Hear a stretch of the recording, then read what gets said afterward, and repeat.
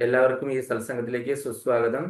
ഹരേ കൃഷ്ണ രതിദേവി മാതാജി, ഹരേ കൃഷ്ണ ഹരേ കൃഷ്ണ അച്ഛ, ഹരേ കൃഷ്ണ സുജന മാതാജി, ഹരേ കൃഷ്ണ ശോഭന മാതാജി, ഹരേ കൃഷ്ണ ഗീത മാതാജി, ഹരേ കൃഷ്ണ ജ്ഞാനാംബിക മാതാജി, ഹരേ കൃഷ്ണ മല്ലിക മാതാജി, ഹരേ കൃഷ്ണ ലൈല മാതാജി, ഹരേ കൃഷ്ണ ശാന്തകുമാരി മാതാജി, ഹരേ കൃഷ്ണ കൃഷ്ണകുമാരി മാതാജി, ഹരേ കൃഷ്ണ ഉത്തമ ഭക്തി രോഹിണി ദേവിദാസി മാതാജി, ഹരേ കൃഷ്ണ പത്മ മാതാജി, ഹരേ കൃഷ്ണ സബിത മാതാജി, ഹരേ കൃഷ്ണ വിലാസിനി മാതാജി. എല്ലാവർക്കും ഈ സത്സംഗത്തിലേക്ക് സുസ്വാഗതം. നമ്മള് കഴിഞ്ഞ ക്ലാസ്സില് നമ്മള് ഭഗവത്ഗീത 2-ാമത്തെ അധ്യായത്തിലെ കുറച്ച് ശ്ലോകങ്ങളാണ് കണ്ടുകൊണ്ടിരുന്നത്. അതിൻ്റെ ഇടയ്ക്ക് നമുക്ക് ഭാഗവതം ക്ലാസ് വന്നായിരുന്നു. അപ്പം നിങ്ങൾ കുറച്ച് പേരൊക്കെ അറ്റൻഡ് ചെയ്തിരുന്നു അല്ലേ? അപ്പം അറ്റൻഡ് ചെയ്യാത്തവര് അതിന്റെ യൂട്യൂബ് ഞാൻ ഇട്ടിട്ടുണ്ട്. യൂട്യൂബ് നിങ്ങൾ സബ്സ്ക്രൈബ് ചെയ്യുവാണെന്നുണ്ടെങ്കിൽ അതിന്റെ ഓട്ടോമാറ്റിക്കലി നോട്ടിഫിക്കേഷൻ വരും. അറ്റൻഡ് ചെയ്യാത്ത ക്ലാസ്സുകൾ അത് കയറി കാണാൻ. കാര്യം തുടക്കം മുതലാണ്, അത് മിസ് ചെയ്യരുത്. കാര്യം ഭാഗവതം ആ മഹാത്മ്യം നിങ്ങൾ കേട്ടപ്പോൾ തന്നെ മനസ്സിലായി കാണും എത്ര മാത്രം ഇമ്പോർട്ടൻ്റ് ആണ് ഭാഗവത ശ്രവണം എന്നുള്ള കാര്യം. നമ്മൾ ഭഗവത്ഗീത കഴിഞ്ഞിട്ട് തുടങ്ങണമെന്നാണ് വിചാരിച്ചിരുന്നത്. പക്ഷെ സമയക്കുറവും നമ്മളുടെയൊക്കെ എത്ര പേര് അത് എന്താ പറഞ്ഞ ഇതെല്ലാം കഴിയുന്നേരം വരെ നമ്മൾ ഉണ്ടാവുമെന്ന് നമുക്കറിയില്ല. അപ്പൊ അതുകൊണ്ട് നമ്മൾ എന്താ ചെയ്യണം, അത് ഒട്ടും താമസിച്ചിട്ടില്ല. നമുക്ക് ഇപ്പം ഇവിടെ വെച്ച് തുടങ്ങാം എന്നുള്ള രീതിയിൽ തുടങ്ങിയതാണ്. നമ്മളപ്പം പരീക്ഷത്തിന്റെ എന്താ പറഞ്ഞ ആയുസിനെ പറ്റിയും അങ്ങനെയുള്ള കാര്യങ്ങളെല്ലാം നമ്മൾ കണ്ടു. അപ്പൊ നമ്മളിപ്പം ഇവിടെ ഭഗവത്ഗീത 2-ാമത്തെ അധ്യായം ഗീതാ വിഷയ സംഗ്രഹമാണ് എടുത്തുകൊണ്ടിരിക്കുന്നത്. അതിലെ ഏത് ശ്ലോകമാണെന്ന് ഓർമ്മയുണ്ടോ? 67, 68, 69. 67, 68, 69 ആണ്. ഹരേ കൃഷ്ണ. അപ്പൊ നമുക്ക് ഈ ശ്ലോകങ്ങളിലേക്ക് പോകാം. 67 ഭഗവത്ഗീത യഥാരൂപം അധ്യായം 2 ഗീതാ വിഷയ സംഗ്രഹം. ശ്ലോകം 67 ഇന്ദ്രിയാണാം ഹി ചരതാം യന്മനോനു വിധീയതേ തദസ്യ ഹരതി പ്രജ്ഞാം വായുർനാവമി വാംഫസീം ഇന്ദ്രിയാണി ഇന്ദ്രിയാണാം ഹി ചരതാം യന്മനോനു വിധീയതേ തദസ്യ ഹരതി പ്രജ്ഞാം വായുർനാവമി വാംഫസീം ഇന്ദ്രിയാണാം ഹി ചരതാം യന്മനോനു വിധീയതേ തദസ്യ ഹരതി പ്രജ്ഞാം വായുർനാവമി വാംഫസീം. ഹരേ കൃഷ്ണ രതിദേവി മാതാജി. ഓം നമോ ഭഗവതേ വാസുദേവായ. ശ്ലോകം 67 ഇന്ദ്രിയാണാം ഹി ചരതാം യന്മനോൻ വിധീയതേ തദസ്യ ഹരതി പ്രജ്ഞാം വായുർനാവം ഇവാംഫസി. ഹരേ കൃഷ്ണ. ഹരേ കൃഷ്ണ സുജന മാതാജി. മൈക്ക് ഓൺ ആക്കിയിട്ട് മാതാജി.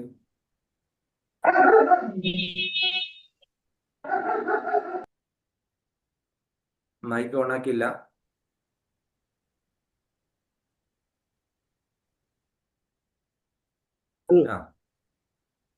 വായിച്ചോളൂ. ഹരേ കൃഷ്ണ. ഇന്ദ്രിയാണാം ഹി ചരതാം ജന്മനോനുവിധീയതേ തദസ്യ ഹരതി പ്രജ്ഞാം വായുർനാവമി വംസി. ഹരേ കൃഷ്ണ ഗീത മാതാജി. ഹരേ കൃഷ്ണ. ഇന്ദ്രിയാണാം യന്മനോ അനുവിധീയതേ തദസ്യ ഹരതി പ്രജ്ഞാം വായുർനാവമിവാംഭസി. ഹരേ കൃഷ്ണ. ഹരേ കൃഷ്ണ. ശ്രീല പ്രഭുപാദരുടെ പദാനുപദ തർജ്ജമ. ജയ് ശ്രീല പ്രഭുപാദ്. ഹി എന്തെന്നാൽ ചരതാം വിഷയങ്ങളിൽ ചരിക്കുന്ന ഇന്ദ്രിയാണാം ഇന്ദ്രിയങ്ങൾക്ക് യാത്മന യാതൊരു മനസ്സ് അനുവിധീയതയെ നിരന്തരം പ്രവർത്തിക്കുന്ന തത് അത് അല്ലെങ്കിൽ ആ മനസ്സ് വായു അംഹസി ജലത്തിൽ നാവം ഇവ തോണി എന്ന പോലെ അസ്യ അവന്റെ പ്രജ്ഞ ബുദ്ധിയെ ഹരതി അപഹരിക്കുന്നു. വിവർത്തനം ഭാവാർത്ഥം divine grace Bhaktivedanta AC Bhaktivedanta Swami Srila Prabhupad. ജയ് ശ്രീല പ്രഭുപാദ്. വെള്ളത്തിലെ തോണിയെ കൊടുങ്കാറ്റ് എന്ന പോലെ അലയുന്ന ഇന്ദ്രിയങ്ങളിൽ ഏതെങ്കിലും ഒന്നിൽ മനസ്സ് കേന്ദ്രീകരിക്കുമ്പോൾ മനുഷ്യന്റെ ബുദ്ധിയെ അത് വലിച്ചിഴയ്ക്കുന്നു. ഇവിടെ വളരെ എന്താണ് നമുക്ക് സാധാരണഗതിയിൽ നമുക്ക് സംഭവിച്ചുകൊണ്ടിരിക്കുന്ന ഒരു കാര്യത്തെ പറ്റി ഭഗവാൻ സൂചിപ്പിക്കുന്നു.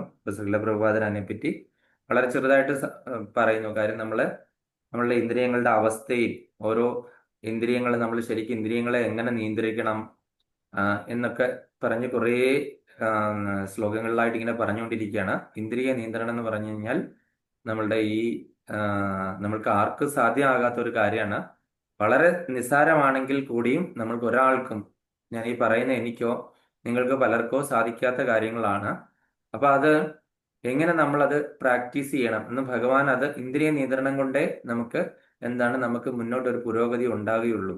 അപ്പൊ അതിന് വേണ്ടിയിട്ട് നമ്മൾ അത്ര പെട്ടെന്നൊന്നും ഇന്ദ്രിയങ്ങളെ പിടിച്ചു നിർത്താനായിട്ടൊന്നും സാധിക്കില്ല. അത് പടക്കുതിരയെ പോലെ ഇങ്ങനെ ഓടുവാണ് അല്ലെ, നിയന്ത്രണം ഇല്ലാതെ, അതായത് കടിഞ്ഞാണില്ലാതെ കുതിരയെ പോലെ ഓടുവാണ്. അപ്പൊ വെള്ളത്തിലെ തോണിയെ കൊടുങ്കാറ്റ് എന്നതുപോലെ ഇപ്പൊ ഭഗവാൻ അത്രയും വലിയൊരു ഉദാഹരണമാണ് കാണിച്ചിരിക്കുന്നത്.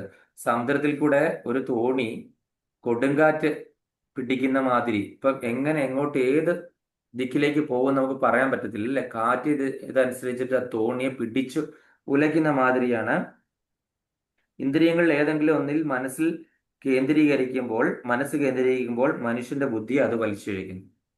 അപ്പൊ നമ്മളുടെ ഇപ്പം കണ്ണാണ് പ്രശ്നമെങ്കിൽ, അല്ലെങ്കിൽ നമ്മൾ വേണ്ടാത്ത ഒരു കാഴ്ച കണ്ടെങ്കിൽ നമുക്കത് നമ്മളത് വേണ്ടാന്ന്, ഇത് വേണ്ട, ഇത് നല്ലതല്ല എന്ന് നമ്മൾക്കൊരു തോന്നൽ ഉണ്ടാക്കി കഴിഞ്ഞെങ്കിൽ നമ്മൾ അവിടെ ആ ബുദ്ധിക്ക് അടിമപ്പെട്ടാണ് എങ്കിൽ നമ്മൾ വിജയിച്ചു.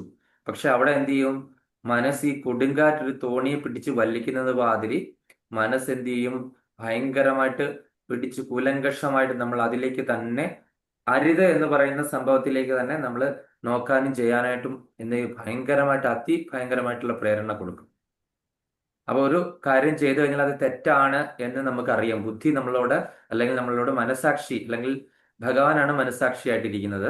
അപ്പൊ മനസാക്ഷി എന്ന് പറഞ്ഞ സംഭവം ബുദ്ധിയെ എപ്പോഴും ഗൈഡ് ചെയ്തുകൊണ്ടിരിക്കും അല്ലെ. നല്ല ബുദ്ധി, അതുകൊണ്ടല്ലേ നമ്മൾ നല്ല ബുദ്ധി തരണേ ഭഗവാനെ എന്ന് പറഞ്ഞ് നമ്മൾ പ്രാർത്ഥിക്കുന്നത് അല്ലെ. നമ്മൾ പ്രാർത്ഥിക്കുമ്പോ ഒക്കെ അമ്പലങ്ങളിലൊക്കെ ചെല്ലും നല്ല ബുദ്ധി തോന്നിക്കണേന്ന്. അപ്പൊ നല്ല ബുദ്ധി റൈറ്റ് ടൈമില്, അത് റൈറ്റ് പാത്തില് നമ്മളത് ആപ്ലിക്കേഷനിൽ വരണം അല്ലെ.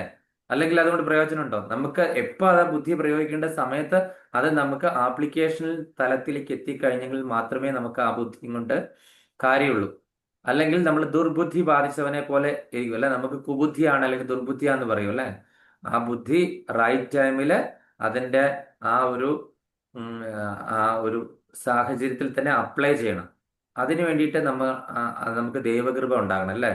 ആ മനസാക്ഷിയായിട്ടുള്ള ആ ഭഗവാൻ ബുദ്ധിയെ നമ്മളെ നിയന്ത്രിച്ചു കഴിഞ്ഞാൽ, മനസാക്ഷി അല്ലെങ്കിൽ ആ ഒരു പരമാത്മാവായിട്ടുള്ള ഭഗവാൻ നമ്മളുടെ ബുദ്ധിക്ക് വേണ്ട രീതിയിലുള്ള ഗൈഡൻസ് കൊടുത്തിട്ട്, മനസ്സ് എത്ര ചഞ്ചലമാണെങ്കിലും മനസ്സ് ആ പർട്ടിക്കുലർ ഇന്ദ്രിയം ആണ് നമുക്കൊരു സംഭവത്തെ കൊണ്ട് തരുന്നത് അല്ലെ. ഇന്ദ്രിയമാണ് ഇങ്ങനെ തേടി നടക്കുന്നത് അല്ലെ. തേടി നടന്ന് വിഷയങ്ങളെയും അതുപോലെയുള്ള മറ്റുള്ള കാര്യങ്ങളെയും എല്ലാം ഇങ്ങനെ നമ്മുടെ അടുത്തേക്ക് കൊണ്ടുതരുന്ന ഇന്ദ്രിയങ്ങളാണ്. അപ്പൊ ഈ ഇന്ദ്രിയങ്ങളെ നിയന്ത്രിക്കുക എന്ന് പറഞ്ഞു കഴിഞ്ഞാൽ ഭഗവാൻ തന്നെ പറഞ്ഞു വളരെ ബുദ്ധിമുട്ടാണ് ഇന്ദ്രിയങ്ങളെ നിയന്ത്രിക്കാനായിട്ട്. അപ്പൊ ബുദ്ധി നമ്മളോട് പറഞ്ഞു ഈ ഇന്ദ്രിയം പറയുന്നത് കേട്ടാൽ നമുക്ക് ഭയങ്കര മഹാ ആപത്താണ്, വിപത്താണ്, അങ്ങനെ പോകരുതെന്ന് നമ്മളോട് പറഞ്ഞു. വീണ്ടും എന്ത് ചെയ്യുന്നു, നമ്മളുടെ മനസ്സ് അതിനെ സമ്മതിക്കുന്നില്ല. മനസ്സ് വീണ്ടും വീണ്ടും വീണ്ടും ആ ഇന്ദ്രിയത്തിലേക്ക് ഫോക്കസ് ചെയ്യാനായിട്ട് നമ്മളെ പ്രേരിപ്പിച്ചുകൊണ്ടിരിക്കുകയാണ്. അത് ഒരു കൊടുങ്കാറ്റ് ഒരു തോണിയെ പിടിച്ചുലയ്ക്കുന്ന മാതിരി മനസ്സ് എന്ത് ചെയ്യുന്നു, ആ ഇന്ദ്രിയത്തെ അതിശക്തമായിട്ട് സ്വാധീനിക്കാൻ ശ്രമിച്ചുകൊണ്ടിരിക്കുന്നു. അതായത് മനസ്സ് പറഞ്ഞു കഴിഞ്ഞാലാണ് ആ ഇന്ദ്രിയം അങ്ങോട്ട് കോൺസെൻട്രേറ്റ് ചെയ്യുന്നത്. നമ്മൾ പലപ്പോഴും പറയും നമ്മൾ കണ്ണ് തുറന്നിരുന്നാൽ തന്നെ നമ്മുടെ മുമ്പിലുള്ള നമ്മളെ കാണത്തില്ല. കാര്യം എന്താണ്, മനസ്സ് അവിടെയില്ല, മനസ്സ് വേറെ എവിടെയെങ്കിലുമാണ്. നമ്മൾ പലപ്പോഴും കാണുന്നുണ്ട്, കണ്ണ് തുറന്നിരുന്ന് തപസ്സിരിക്കുകയാണെന്ന് ചിലർ ചോദിക്കും. നമ്മൾ മുന്നിൽ കൂടെ ഒരാൾ പോയി കഴിഞ്ഞാൽ നമ്മൾ കാണത്തില്ല. നീ എവിടെയാണ്, എന്താ ദിവസം കണ്ടോണ്ടിരിക്കുകയാണെന്നൊക്കെ പലപ്പോഴും ഓരോരുത്തരും നമ്മളോട് ചോദിക്കുന്നില്ലേ. കാര്യം എന്താ, കണ്ണ് തുറന്നിരുന്നിട്ട് കാണാനേ സാധിക്കത്തില്ല. കാര്യം ഈ കണ്ണുകളല്ല കാണുന്നത് അല്ലേ. കണ്ണുകളാണോ കാണുന്നത്? നമ്മൾ അതിന്റെ ഹരിനാമ കീർത്തനത്തിന് എപ്പോഴും പറയുന്ന ആ ഒരു കീർത്തന ശ്ലോകം ഏതാണ്? ആർക്കാണ് പറയാൻ പറ്റുന്നത്? എപ്പോഴും ഞാൻ ഇവിടെ പറയുന്നതാണ്. ഇനി ചിലപ്പോൾ നിങ്ങൾക്ക് ആവർത്തന വിരസത വരാൻ സാധ്യതയുണ്ട്. കണ്ണിനു കണ്ണു മനമാകുന്ന കണ്ണതിനു അതെ കണ്ണ തിരുപ്പതിന് തന്നെ അതെ ഭാഷിയത് ഓതമ്പരുത്തുവതിനാളായി നിന്ന അതെ അതെ അപ്പൊ എങ്ങനെയാണെന്നറിയാം, അർക്കാനലാതി വെളിവൊക്കെ ഗ്രഹിക്കും ഒരു കണ്ണിനു കണ്ണു മനമാകുന്ന കണ്ണതിനു കണ്ണായിടുന്ന പൊരുൾ താനെന്നുറയ്ക്കുമളവാനന്ദമെന്തു ഹരി നാരായണായ നമാം.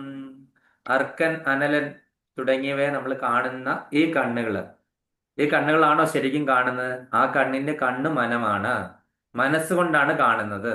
കണ്ണിന് കണ്ണു മനമാകുന്ന കണ്ണതിന് കണ്ണായിടുന്ന പൊരുൾ, ആ മനസ്സിനും കണ്ണായിടുന്ന പൊരുൾ ആരാണ്? നമ്മുടെ പരമാത്മാവല്ലേ. കണ്ണിനു കണ്ണു മനമായിടുന്ന കണ്ണതിന് കണ്ണായിടുന്ന പൊരുൾ താനെന്ന് അറിഞ്ഞുള്ളവ ആനന്ദമെന്തു ഹരിനാരായണ നമ. അപ്പം ഈ കണ്ണിനെയും കാണിക്കുന്ന, ആ മനസ്സാകുന്ന കണ്ണിനെയും കാണിക്കുന്നത് ആരാണ്? ആ കണ്ണ് ഏതാണെന്ന് നമുക്ക് മനസ്സിലാകുമ്പോൾ ഉണ്ടാകുന്ന പരമാനന്ദം. പരമാനന്ദം എന്ന് പറഞ്ഞു കഴിഞ്ഞാൽ പറഞ്ഞറിയിക്കാൻ പറ്റാത്ത ആനന്ദമാണെന്നാണ് ഇവിടെ തുഞ്ചത്ത് രാമാനുജൻ ആചാര്യൻ നമ്മളോട് പറഞ്ഞിരിക്കുന്നത്. അപ്പം എന്താണ്? അപ്പം മനുഷ്യന്റെ ബുദ്ധിയെ അത് പിടിച്ചു വലിച്ച് ഇഴയ്ക്കുന്നു. ആ ബുദ്ധി എന്താണ്? നല്ല രീതിയിലുള്ള ബുദ്ധി ആണ് നമുക്ക് റൈറ്റ് ഡയറക്ഷനിൽ കിട്ടിയെങ്കിലും ഈ പറയുന്ന പോലെ മനസ്സ് അത്ര കൂലങ്കഷമായിട്ട് അതിശക്തമായിട്ട് അതിനെ ഓവർകം ചെയ്യാനായിട്ട് ശ്രമിക്കുന്നു, ബുദ്ധിയെ. അപ്പൊ എന്താണ് എന്റെ ഭാവാർത്ഥത്തിൽ പറഞ്ഞിരിക്കുന്നത് എന്താണെന്ന് നോക്കാം. നമുക്ക് ഭാവാർത്ഥം വായിക്കാണ്ട് ജ്ഞാനാംബിക മാതാജി മൈക്ക് ഓണാക്കിയിട്ട്.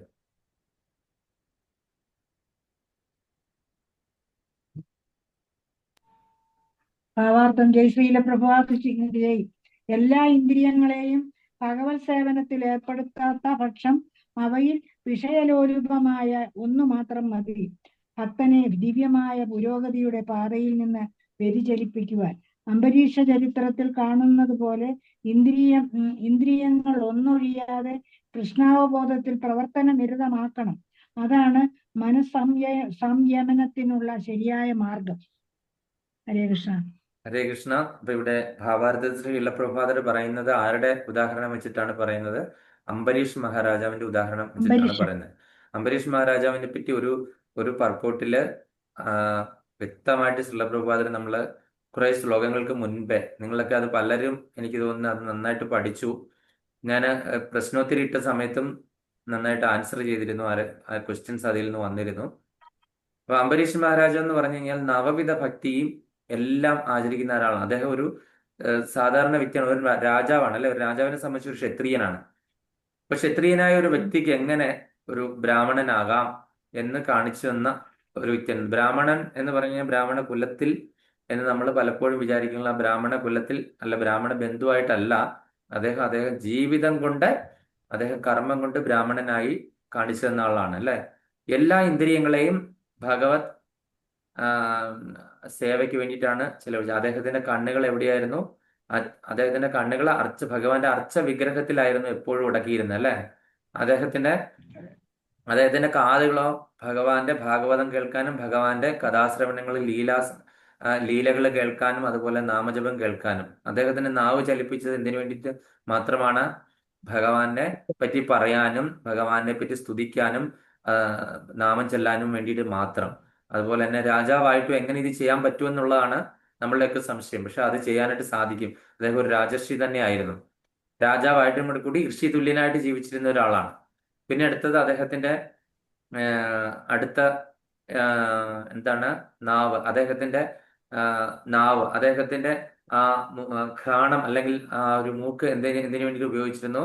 അതായത് ഭഗവാൻ ആരതി ചെയ്തിരുന്ന പുഷ്പങ്ങളിലെ ഗന്ധം ആസ്വദിക്കാൻ വേണ്ടിയിട്ട് മാത്രമാണ് അത് ഉപയോഗിച്ചിരുന്നത്. പിന്നെ അടുത്തത് അദ്ദേഹത്തിന്റെ ത്വക്ക് എന്താണ്? ഭഗവാന്റെ പ്രസാദങ്ങൾ അല്ലെ. പ്രസാദങ്ങൾ ധരിക്കാൻ വേണ്ടിയിട്ട്, ഭഗവാന്റെ ക്ഷേത്രങ്ങളിൽ നിന്ന് കിട്ടിയിട്ടുള്ള പ്രസാദങ്ങൾ ധരിക്കാനാണ്. അദ്ദേഹത്തിന്റെ കർമ്മേന്ദ്രിയമായിട്ടുള്ള കൈകളോ ഭഗവാൻ ആരതി ചെയ്യാനും ഭഗവാന് പുഷ്പങ്ങൾ അർപ്പിക്കാനും ഭഗവാൻ അർച്ചനകൾ ചെയ്യാനും വേണ്ടിയിട്ട് മാത്രമാണ് ഉപയോഗിച്ചുകൊണ്ടിരുന്നത്. അപ്പൊ അതുപോലെ അദ്ദേഹത്തിന്റെ കാലുകളോ അച്യുത ക്ഷേത്രങ്ങളിൽ തോറും കയറി ഇറങ്ങി നടക്കാൻ വേണ്ടിയിട്ട് മാത്രമാണ് അദ്ദേഹത്തിന്റെ പാദങ്ങൾ ഉപയോഗിച്ചിരുന്നത്. അതുപോലെ തന്നെ അദ്ദേഹത്തിന്റെ മനസ്സോ സദാ എന്താണ്? ആത്മനിവേദനം. മനസ്സ് പൂർണ്ണമായിട്ടും ഭഗവാന് നിവേദിച്ചിരിക്കുകയായിരുന്നു അല്ലെ.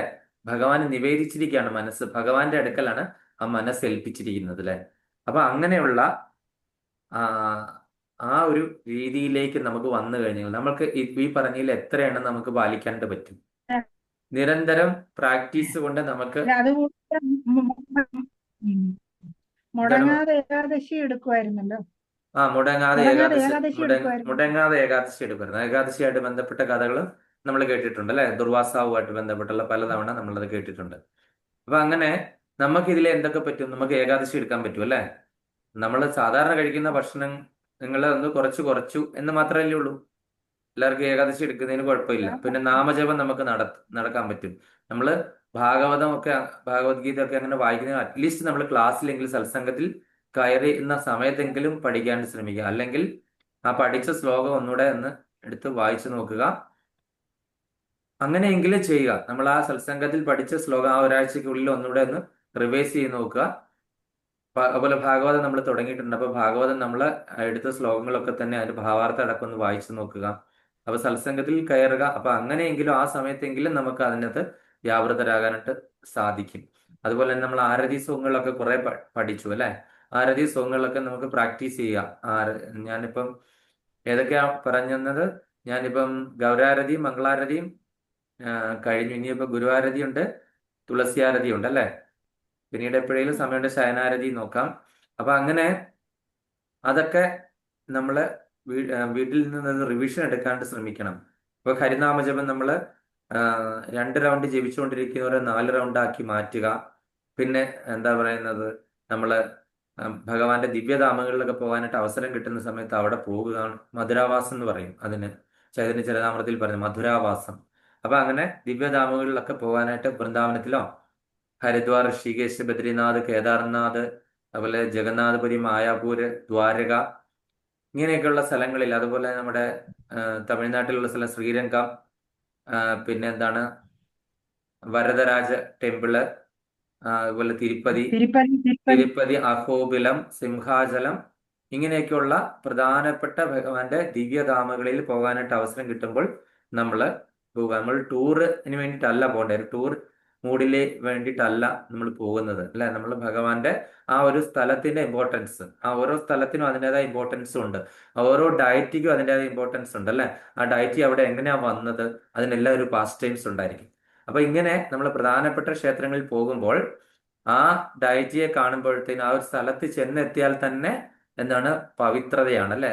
നമുക്ക് ഓരോ ക്ഷേത്രങ്ങളുടെ ചരിത്രം നോക്കിക്കഴിഞ്ഞാൽ കാണാം അതിനെല്ലാം അതിൻ്റെതായ ഇമ്പോർട്ടൻസ് ഉണ്ട്. അപ്പൊ അതാണ് പറയുന്നത്. അപ്പൊ നമ്മളുടെ ഇന്ദ്രിയങ്ങളെ നിയന്ത്രിക്കാനായിട്ട് ഇത് മാത്രമേ സാധ്യമുള്ളൂ. പിന്നെ വേറൊരു പ്രധാനപ്പെട്ട ഒരു കാര്യം എന്താ, നമ്മൾ ഒരാളെ പറ്റി കുറ്റം പറയാൻ തോന്നുമ്പോൾ നമ്മൾ ഉടനെ അതിന്റെ കർമ്മഫലത്തെ പറ്റി ആലോചിച്ച് അത് അവിടെ കൊണ്ട് സ്റ്റോപ്പ് ചെയ്യാം. നമ്മൾ സാധാരണ നാവ് എടുത്തു കഴിഞ്ഞാൽ നമ്മൾ രണ്ടുപേരെ കുറ്റം പറയാതിരിക്കാൻ നമുക്ക് കഴിയില്ല. നമ്മൾ അങ്ങനെ പ്രാക്ടീസ് ചെയ്തല്ലേ. അപ്പൊ അങ്ങനെ വിചാരിക്കുമ്പോൾ അതിന്റെ കർമ്മഫലം, അവരുടെ കുറ്റം കൂടെ, അവർ ചെയ്ത കർമ്മഫലങ്ങൾ കൂടെ നമ്മൾ ഫ്രീ ആയിട്ട് നമ്മൾ ഏറ്റെടുക്കുകയാണല്ലോ എന്നൊരു ബോധം മനസ്സിൽ വരുമ്പോൾ നമുക്ക് പിന്നീട് അങ്ങനെ പറഞ്ഞു തുടങ്ങിയാൽ തന്നെ നമ്മൾ പെട്ടെന്ന് അത് നിർത്തും. അല്ലെങ്കിൽ വേറൊരാൾ നമ്മളെ പ്രേരിപ്പിക്കുകയാണെങ്കിൽ കൂടി നമ്മൾ എന്ത് ചെയ്യും, അതിൽ നിന്ന് ഒഴിഞ്ഞു മാറും. അല്ലെങ്കിൽ വിഷയങ്ങളെ തിരിപ്പിച്ചിട്ട് നമ്മൾ അതിൽ നിന്ന് അവരുടെ ശ്രദ്ധ മാറ്റും. സാധാരണഗതിയിൽ നമ്മൾ അത്ര കുറ്റം പറയാൻ ശ്രമിച്ചില്ലെങ്കിൽ കൂടി നമ്മളോട് സംസാരിക്കുന്ന ഒരു വ്യക്തി നമ്മളെ അതിലേക്ക് വലിച്ചിഴയ്ക്കും അല്ലെ. ഒരാളുടെ കുറ്റം പറഞ്ഞ് ഇങ്ങനെ വന്ന് പറഞ്ഞു അവൾ അങ്ങനെയല്ലോടി, ഇവൾ ഇങ്ങനെയല്ലോടി, അവൾ അങ്ങനെ ചെയ്തു, അവൾ ഭയങ്കര ഭക്ത എന്ന് പറഞ്ഞ് നടക്കുകയാണ്, എന്നിട്ട് ചെയ്യുന്ന പ്രവൃത്തിയോ എന്നൊക്കെ പറയുമ്പോൾ നമ്മൾ കുറച്ച് ഇൻട്രസ്റ്റ് ആകും. കുറെ ഇങ്ങനെ പറഞ്ഞു കഴിയുമ്പോൾ ശരിയാ അല്ലെങ്കിലും എന്ന് പറഞ്ഞ് നമ്മൾ ആ ശരിയാന്ന് പറഞ്ഞു കഴിഞ്ഞാൽ തന്നെ നമ്മൾ ഫ്രീ ആയിട്ട് സ്വീകരിച്ചുകൊണ്ടിരിക്കുക. അപ്പൊ ഇത് മനസ്സിൽ വിചാരിച്ചു കഴിഞ്ഞാൽ ആ നാവിനെ നമ്മൾ നിയന്ത്രിക്കുക. അപ്പൊ ആ സമയത്ത് നാവ് കൊണ്ട് നമ്മൾ എന്ത് പറയണം? ഭഗവാന്റെ നാമം ജപിക്കണം. അതുപോലെ തന്നെ ഇവരിങ്ങനെ പറഞ്ഞുകൊണ്ടിരിക്കുകയാണ്, നമ്മൾ അവരെ സ്റ്റോപ്പ് ചെയ്യാനൊന്നും നമുക്ക് പറ്റത്തില്ല. അവരെ വിഷയം മാറ്റി നമുക്ക് ഡൈവേർട്ട് ചെയ്യാം ബുദ്ധിപരമായിട്ട്. അല്ലെങ്കിൽ നമ്മൾ എന്താണ് ദാസോസ്മി എന്ന് പറഞ്ഞുകൊണ്ടിരിക്കണം. നമ്മൾ ഭഗവാന്റെ നിത്യദാസനാണ്, ഞാൻ ദാസനാണ് ഭഗവാന്റെ, നമ്മൾ പ്രൊപ്പറേറ്റർ അല്ല. ഈ ഒരു കാര്യം അപ്പൊ നമ്മളെ പറ്റി പൊങ്ങച്ചം പറയാണ്ട് തോന്നുന്ന സമയങ്ങളിൽ നമ്മൾ ദാസോസ്മി എന്ന് തന്നെ നമ്മൾ പറഞ്ഞ് നമ്മൾ ആ ഒരു ഭഗവാന്റെ ദാസനാണ്, നമ്മൾ യാതൊരു തരത്തിലും യജമാനനല്ല എന്നുള്ള ആ ഒരു ഭാവത്തിലേക്ക്, അതായത് ഞാനല്ല ഈ കാര്യങ്ങൾ ചെയ്യുന്നത്, എന്നെ കൊണ്ട് ഇതൊന്നും നടത്താണ്ട് സാധ്യമല്ല. ഞാൻ നമുക്കറിയാമല്ലോ എത്ര പ്രകൃതിക്ഷോഭങ്ങളും എത്ര ദുരന്തങ്ങളും ഒക്കെ ഉണ്ടായി. എത്ര സയൻസും ഇതൊക്കെ എത്രയോ പുരോഗമിച്ചു അല്ലേ. നമുക്കിപ്പോൾ ഇവിടെ ഇരുന്ന് കഴിഞ്ഞാൽ അതിന്റെ കോർഡിനേറ്റ്സ് ഒക്കെ ഇട്ട് കഴിഞ്ഞ് കഴിഞ്ഞാൽ വേറൊരു സ്ഥലത്ത് എന്താണ് റോക്കറ്റ് ഒക്കെ പൊട്ടിക്കാനായിട്ട് സാധിക്കും. അങ്ങനെ പല കാര്യങ്ങളും ചെയ്യാനായിട്ട് സാധിക്കും അല്ലേ?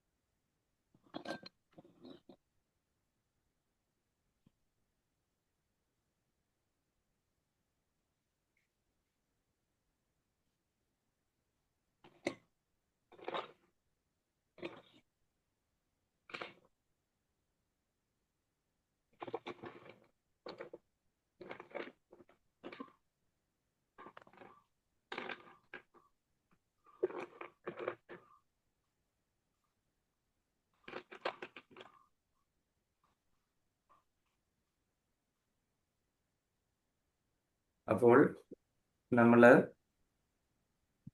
ഇപ്പൊ ഇന്ദ്രിയങ്ങൾ ഒന്നൊഴിയാതെ പ്രവർത്തന നിരതമാക്കണം. അതാണ് മനസ്സംയമനത്തിലുള്ള ശരിയായ മാർഗം എന്നാണ് നമ്മൾ കണ്ടത്. അപ്പൊ നമ്മൾ ഈ ഓരോ എക്സാമ്പിളിൽ കൂടെ നമ്മൾ മനസ്സിലാക്കി നമ്മളത് എങ്ങനെ നമ്മുടെ ഇന്ദ്രിയങ്ങളെ നിയന്ത്രിക്കണം എന്നുള്ള കാര്യം. അപ്പൊ അങ്ങനെ ഇനി അടുത്തത് 68-ാമത്തെ ശ്ലോകത്തിലേക്ക് നമുക്ക് പോകാം. തസ്മാദസ്യ മഹാബാഹോ നിഗ്രഹീതാനി സർവശാം ഇന്ദ്രിയാണീന്ദ്രിയാർത്ഥേഭ്യഃ തസ്യ പ്രജ്ഞാ പ്രതിഷ്ഠിതാം. ഒന്നുകൂടെ പറയാം. തസ്മാദ്യസ്യ മഹാബാഹോ നിഗ്രഹീതാനി സർവശാം ഇന്ദ്രിയാണീന്ദ്രിയാർത്ഥേഭ്യഃ തസ്യ പ്രജ്ഞാ പ്രതിഷ്ഠിതാം. തസ്മാദസ്യ മഹാബാഹോ നിഗ്രഹീതാനി സർവശാം ഇന്ദ്രിയാണീന്ദ്രിയാർത്ഥേഭ്യ പ്രജ്ഞാ പ്രതിഷ്ഠിതാം. മല്ലിക മാതാജി.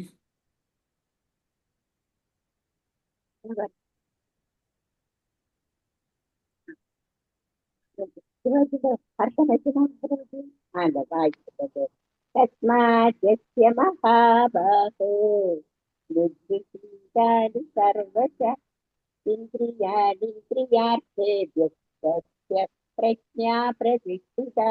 ഹരേ കൃഷ്ണ. അടുത്ത ഷിബി മാതാജി.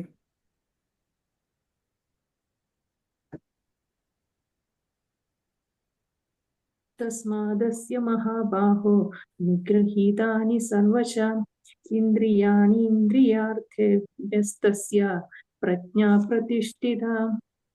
കൃഷ്ണ. അടുത്തത് കൃഷ്ണകുമാരി മാതാജി. ഹരേ കൃഷ്ണ. തസ്മാത് അസ്യ മഹാബാഹോ നിഗൃഹീതാനി സർവശാ ഇന്ദ്രിയാണീന്ദ്രിയാർത്ഥേഭ്യഃ തസ്യ പ്രജ്ഞാ പ്രതിഷ്ഠിത. ഹരേ കൃഷ്ണ. ഹരേ കൃഷ്ണ. അപ്പം ശ്രീല പ്രഭാതരുടെ പദാനുപദ തർജ്ജമ ജയ ശ്രീല പ്രഭാത്. തസ്മാത് അതുകൊണ്ട് മഹാബാഹോ അല്ലയോ മഹാബാഹോ യസ്യ യാതൊരുവന്റെ ഇന്ദ്രിയാണി ഇന്ദ്രിയങ്ങൾ ഇന്ദ്രിയാർത്ഥേഭ്യ ഇന്ദ്രിയ വിഷയങ്ങളിൽ നിന്ന് സർവശഃ ചുറ്റുപാടിൽ നിന്നും നിഗ്രഹീതാനി നിയന്ത്രിതങ്ങളാകുന്നുവോ തസ്യ അവന്റെ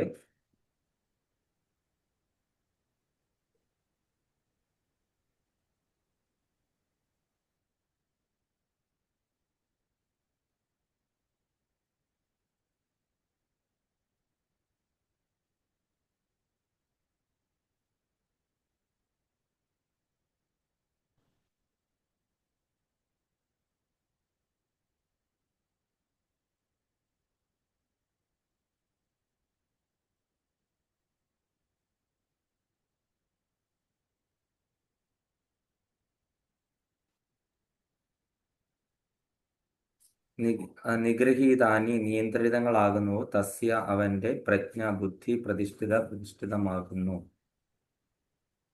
അപ്പം വിവർത്തന ഭാവാർത്ഥം divine grace A C Bhaktivedanta സ്വാമി ശിലപ്രഭാത് കി ജയ്.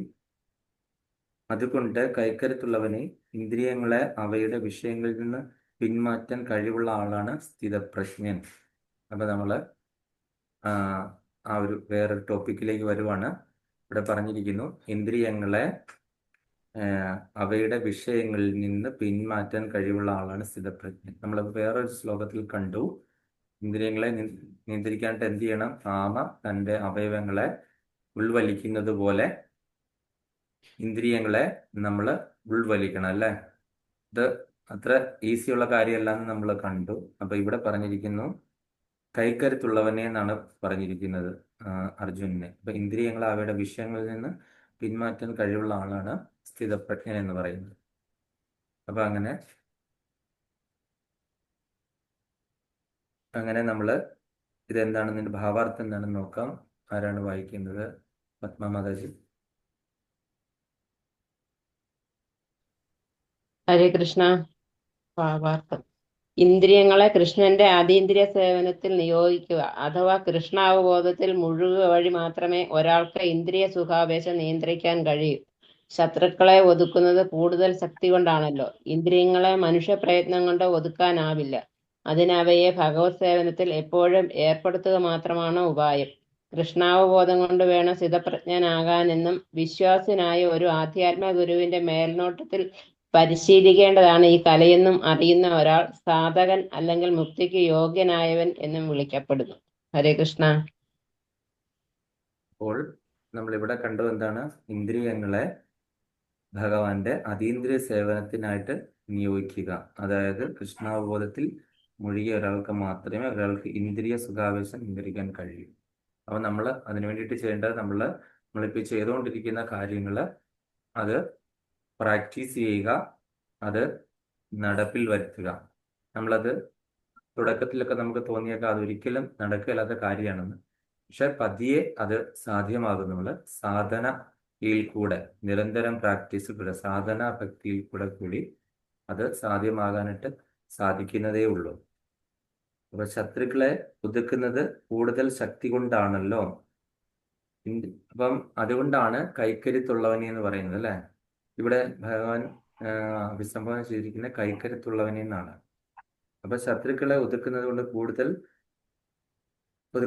ശക്തി ഇന്ദ്രിയങ്ങളെ മനുഷ്യ പ്രയത്നം കൊണ്ട് ഒതുക്കാനാവില്ല. അപ്പൊ മനുഷ്യരായിട്ടുള്ള നമ്മളെ കൊണ്ട് അത്ര വളരെ ഈസിയിലൊന്നും ഒതുക്കാനായിട്ട് സാധിക്കത്തില്ല. അപ്പം നമ്മൾ എന്താണ് ചെയ്യേണ്ടത്? ഭഗവത് സേവനത്തിൽ ഏർപ്പെടുത്തുക എന്നുള്ള കാര്യം മാത്രം ചെയ്തു കൊടുത്താൽ മതി. ബാക്കി കാര്യങ്ങളൊക്കെ തന്നെ അദ്ദേഹം ചെയ്തുകൊള്ളും.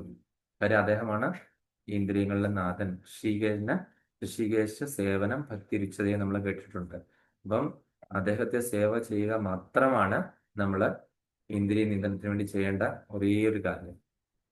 അപ്പം ഈ ഓരോ ഇന്ദ്രിയങ്ങളും നമ്മൾ നേരത്തെ പറഞ്ഞ പോലെ അംബരീഷ് മഹാരാജ് ചെയ്ത പോലെ തന്നെ നമ്മൾ ഭഗവാന്റെ സേവയ്ക്ക് വേണ്ടിയിട്ട് നമ്മൾ വിനിയോഗിക്കുകയാണെന്നുണ്ടെങ്കിൽ അതിനെ ഇതാണ് ഏറ്റവും നല്ല ഉപായം. അപ്പൊ കൃഷ്ണാവബോധം കൊണ്ട് വേണ്ട സ്ഥിതപ്രജ്ഞനാകാനെന്നും വിശ്വസ്തനായ ഒരു ആധ്യാത്മിക ഗുരുവിന്റെ മേൽനോട്ടത്തിൽ പരിശീലിക്കേണ്ടത് ആണ് ഈ കലയെന്നും അറിയുന്ന ഒരു സാധകൻ മുക്തിക്ക് യോഗ്യനായവൻ എന്ന് വിളിക്കപ്പെടുന്നു. അപ്പം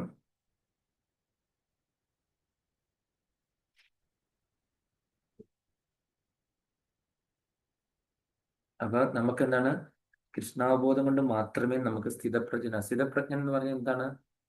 മനസ്സ് വ്യതിചലിക്കാതിരിക്കുക. ഏതൊരു സാഹചര്യങ്ങളിലും എന്താണ് മനസ്സിനെ നിയന്ത്രണം നമ്മളുടെ കൈകളിൽ തന്നെ ആയിട്ടിരിക്കുക. അങ്ങനെയുള്ള ഒരാളാണ്. അതായത് ചിലർ പറയുന്നേക്കത്തില്ലേ, ഈ കൊടുങ്കാറ്റടിച്ചു കഴിഞ്ഞാൽ അവനൊരു കുലുക്കവും ഇല്ല എന്ന് പറയത്തില്ലേ. അപ്പൊ അതെന്താണ്? വിഷയങ്ങളിൽ നിന്ന് ഒഴിഞ്ഞു പോകലാണ് അങ്ങനെയുള്ള ആൾക്കാർ.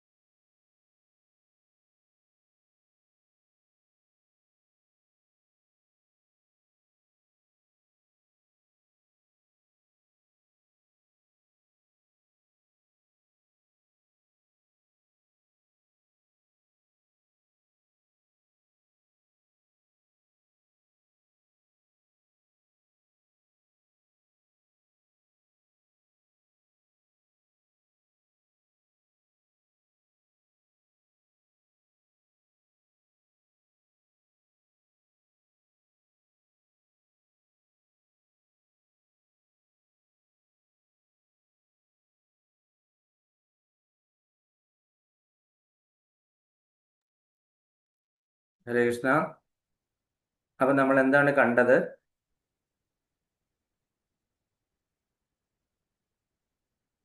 അപ്പൊ സ്ഥിതപ്രജ്ഞനാകുക എന്ന് പറഞ്ഞു കഴിഞ്ഞാൽ നമ്മള് എന്താണ് ഏത് സാഹചര്യത്തിലും നമ്മള് നിയന്ത്രണം വിടാതെ, ഏതൊരു സാഹചര്യത്തിലും നമ്മളുടെ നിയന്ത്രണം നമ്മളുടെ കൈകളിലായിരിക്കണം. നമ്മൾ തന്നെ ഡ്രൈവ് ചെയ്യണം, അല്ലെ? ആ പ്രജ്ഞ ഒരിക്കലും, അല്ലെങ്കിൽ അവബോധം ഒരിക്കലും ഡൈവേർട്ട് ആകാൻ പാടില്ല. മറ്റൊരു ഇഷ്യൂവിന്റെ ഇൻഫ്ലുവൻസിൽ ഒരിക്കലും വ്യതിചലിക്കാനായിട്ട് പാടില്ല.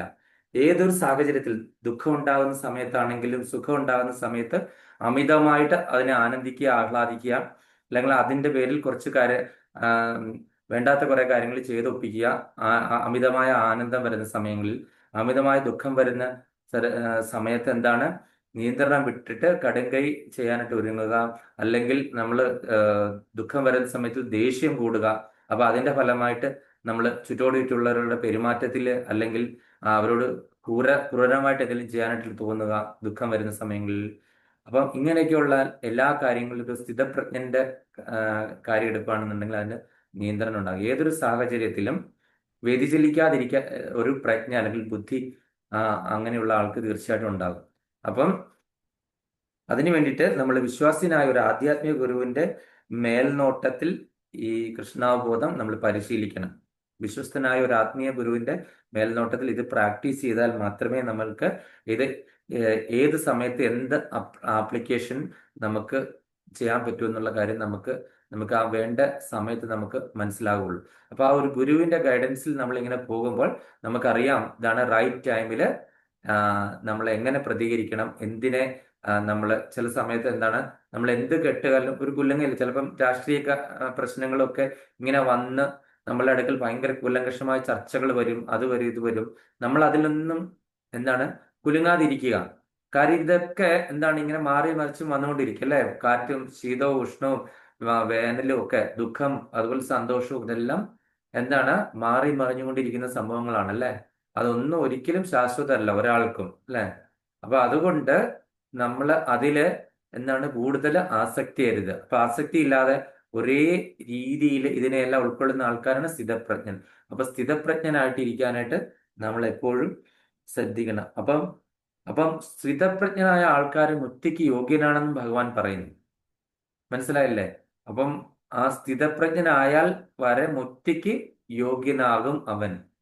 അപ്പൊ അത്രയ്ക്ക് ക്വാളിറ്റിയാണ് സ്ഥിതപ്രജ്ഞൻ എന്ന് പറഞ്ഞു കഴിഞ്ഞാൽ.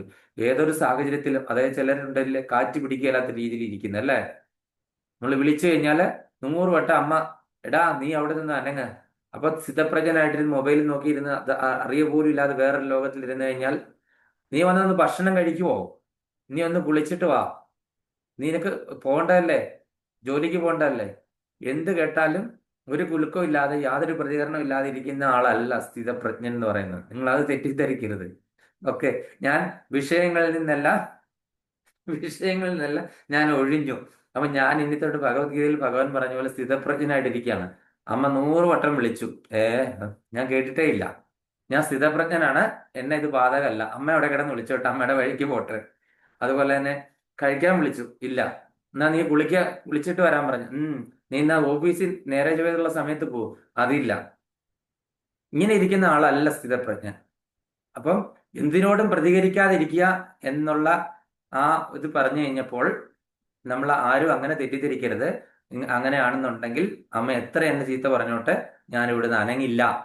ആ ഒരു രീതിയിലുള്ള ദൃഢനിശ്ചയം അല്ല നമ്മളെ പോലുള്ള ആൾക്കാർ അങ്ങനെയല്ല ഉൾക്കൊള്ളേണ്ടത്. തെറ്റിദ്ധരിക്കരുത്. സ്ഥിതപ്രജ്ഞ എന്ന വിഷയങ്ങളിൽ നിന്നും നമ്മളുടെ ബുദ്ധിയെ എന്താണ് ഒരേ രീതിയിൽ കൊണ്ടു നടക്കുക.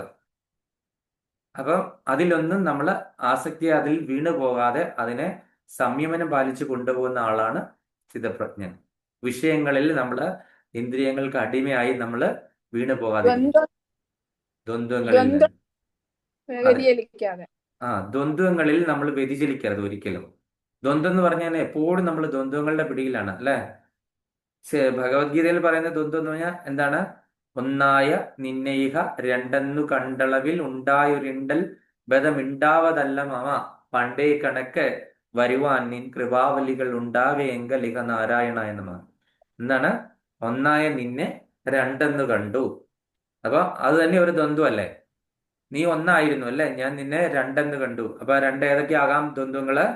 ഒന്നുകിൽ ശരീരവും ആത്മാവും ആകാം, അല്ലെങ്കിൽ ജീവാത്മാവും പരമാത്മാവും ആകാം, അല്ലെങ്കിൽ എന്താണ് ഞാനും ഈശ്വരനും, അല്ലെങ്കിൽ പ്രകൃതിയും പുരുഷനും. ഇതേപോലത്തെ പല പല ദ്വന്ദ്വങ്ങളാണ് അല്ലെ? സുഖവും ദുഃഖവും അതൊരു ദ്വന്ദ്വമായിട്ട് നമുക്ക് കാണാം. ഇങ്ങനെയുള്ള ദ്വന്ദ്വങ്ങളില് എന്താണ് നമ്മൾ വ്യതിചലിക്കാൻ പാടില്ല. അപ്പൊ അവിടെ തുഞ്ചത്ത് രാമാനുജൻ എഴുത്തച്ഛൻ പറയും, ഒന്നായി നിന്നെ ഞാൻ രണ്ടെന്ന് കണ്ടു, ജീവാത്മാവെന്നും പരമാത്മാവെന്നും കണ്ടു. കാര്യം ആദ്യം ഞാൻ നിന്റെ അംശമായിരുന്നു, ശരിക്കും ഞാൻ നിന്നിലായിരുന്നു, അല്ലെങ്കിൽ നിന്റെ ലോകത്തിലായിരുന്നു, നിന്റെ അംശമായിരുന്നു. അപ്പൊ ഞാൻ ഇപ്പോൾ എന്ത് ചെയ്തു? എന്നെ ഞാനും നീയും രണ്ടായിട്ട് കണ്ടു. അങ്ങനെയുള്ളൊരു ഇണ്ടൽ, ആ ഒരു ദുഃഖം എനിക്ക് തീരാൻ പറ്റുന്നില്ല. പണ്ടേ കണക്ക് വരുവാൻ, പണ്ടേ കണക്ക് എന്താണ്? നമ്മൾ മോക്ഷം മാർഗത്തിലായിരുന്നു അല്ലെ, ഭഗവാന്റെ അടുത്തായിരുന്നു അല്ലെ. പണ്ടേ കണക്ക് വരുവാൻ, അല്ലെങ്കിൽ എനിക്ക് മുക്തി കിട്ടണം, മോക്ഷം കിട്ടി ഇവിടുന്ന് എനിക്ക് അങ്ങോട്ടേക്ക് പോകണം, എന്റെ സ്വവാസസ്ഥലത്തേക്ക്. പണ്ടേ കണക്ക് വരുവാൻ നിൻ കൃപാവലികൾ ഉണ്ടാകണം.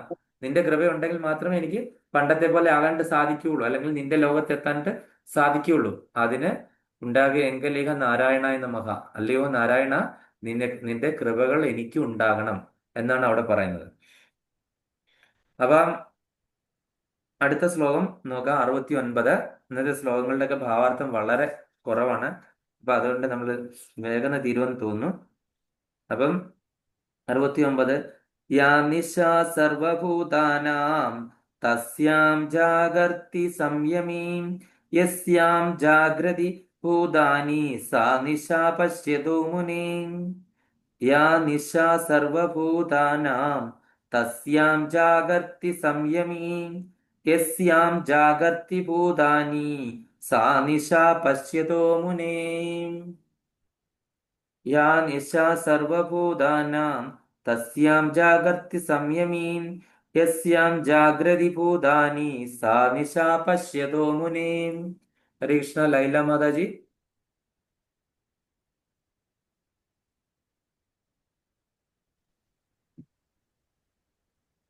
ഹരേ കൃഷ്ണ. യാ നിശാ സർവഭൂതാനാം തസ്യാം ജാഗർത്തി സംയമീ യസ്യാം ജാഗ്രതി ഭൂതാനി സാ നിശാ പശ്യതോ മുനേ. ഹരേ കൃഷ്ണ. ഹരേ കൃഷ്ണ. വിലാസിനി മാതാജി. ഹരേ കൃഷ്ണ. യാ നിശാ സർവഭൂതാനാം തസ്യാം ജാഗർത്തി സംയമീ യസ്യാം ജാഗ്രതി ഭൂതാനി സാ നിശാ പശ്യതോ മുനേ. വിവർത്തനം ഭാവാർത്ഥം. Divine grace AC. ഭക്തിവേദാന്ത സ്വാമി ശ്രീലപ്രഭാത് കി ജയ്. സർവഭൂതാനം സകല ജീവികൾക്കും നിശ രാത്രി യാതൊന്ന് ആണോ തസ്യ അതിൽ സംയമി ജാഗർത്തി ഉണർന്നിരിക്കുന്നു യസ്യ യാതൊന്നിൽ ഭൂതാനി ജീവജാലങ്ങൾ ജാഗ്രതി ഉണർന്നിരിക്കുന്നുവോ സ അത് പശ്യത അന്തർദൃഷ്ടിയുള്ള മുനിക്ക് നിശയാകുന്നു. സർവ ജീവജാലങ്ങൾക്കും രാത്രിയായിരിക്കുമ്പോൾ ആത്മസംയമനം കൈവരിച്ചവൻ ഉണർന്നിരിക്കുന്നു. ഏവരും ഉണർന്നിരിക്കുമ്പോൾ അന്തർമുഖനായ മുനിക്ക് നിശാകാലമാണ്. അപ്പം ഇവിടെ ഇതെന്താണ് പറഞ്ഞിരിക്കുന്നതെന്ന് നമുക്ക് നോക്കാം. സർവ്വ ജീവജാലങ്ങൾക്കും രാത്രിയായിരിക്കുമ്പോൾ ആത്മസംയമനം കൈവരിച്ചിരിക്കാൻ ഉണർന്നിരിക്കുന്നു. അപ്പൊ നമ്മൾ ഈ പറഞ്ഞ സ്ഥിതപ്രജ്ഞന് തന്നെ വേറൊരു പേര് നമുക്ക് പറയാം, ആത്മസംയമനം കൈവരിച്ച ആളെന്നല്ലേ. അപ്പം സർവ്വ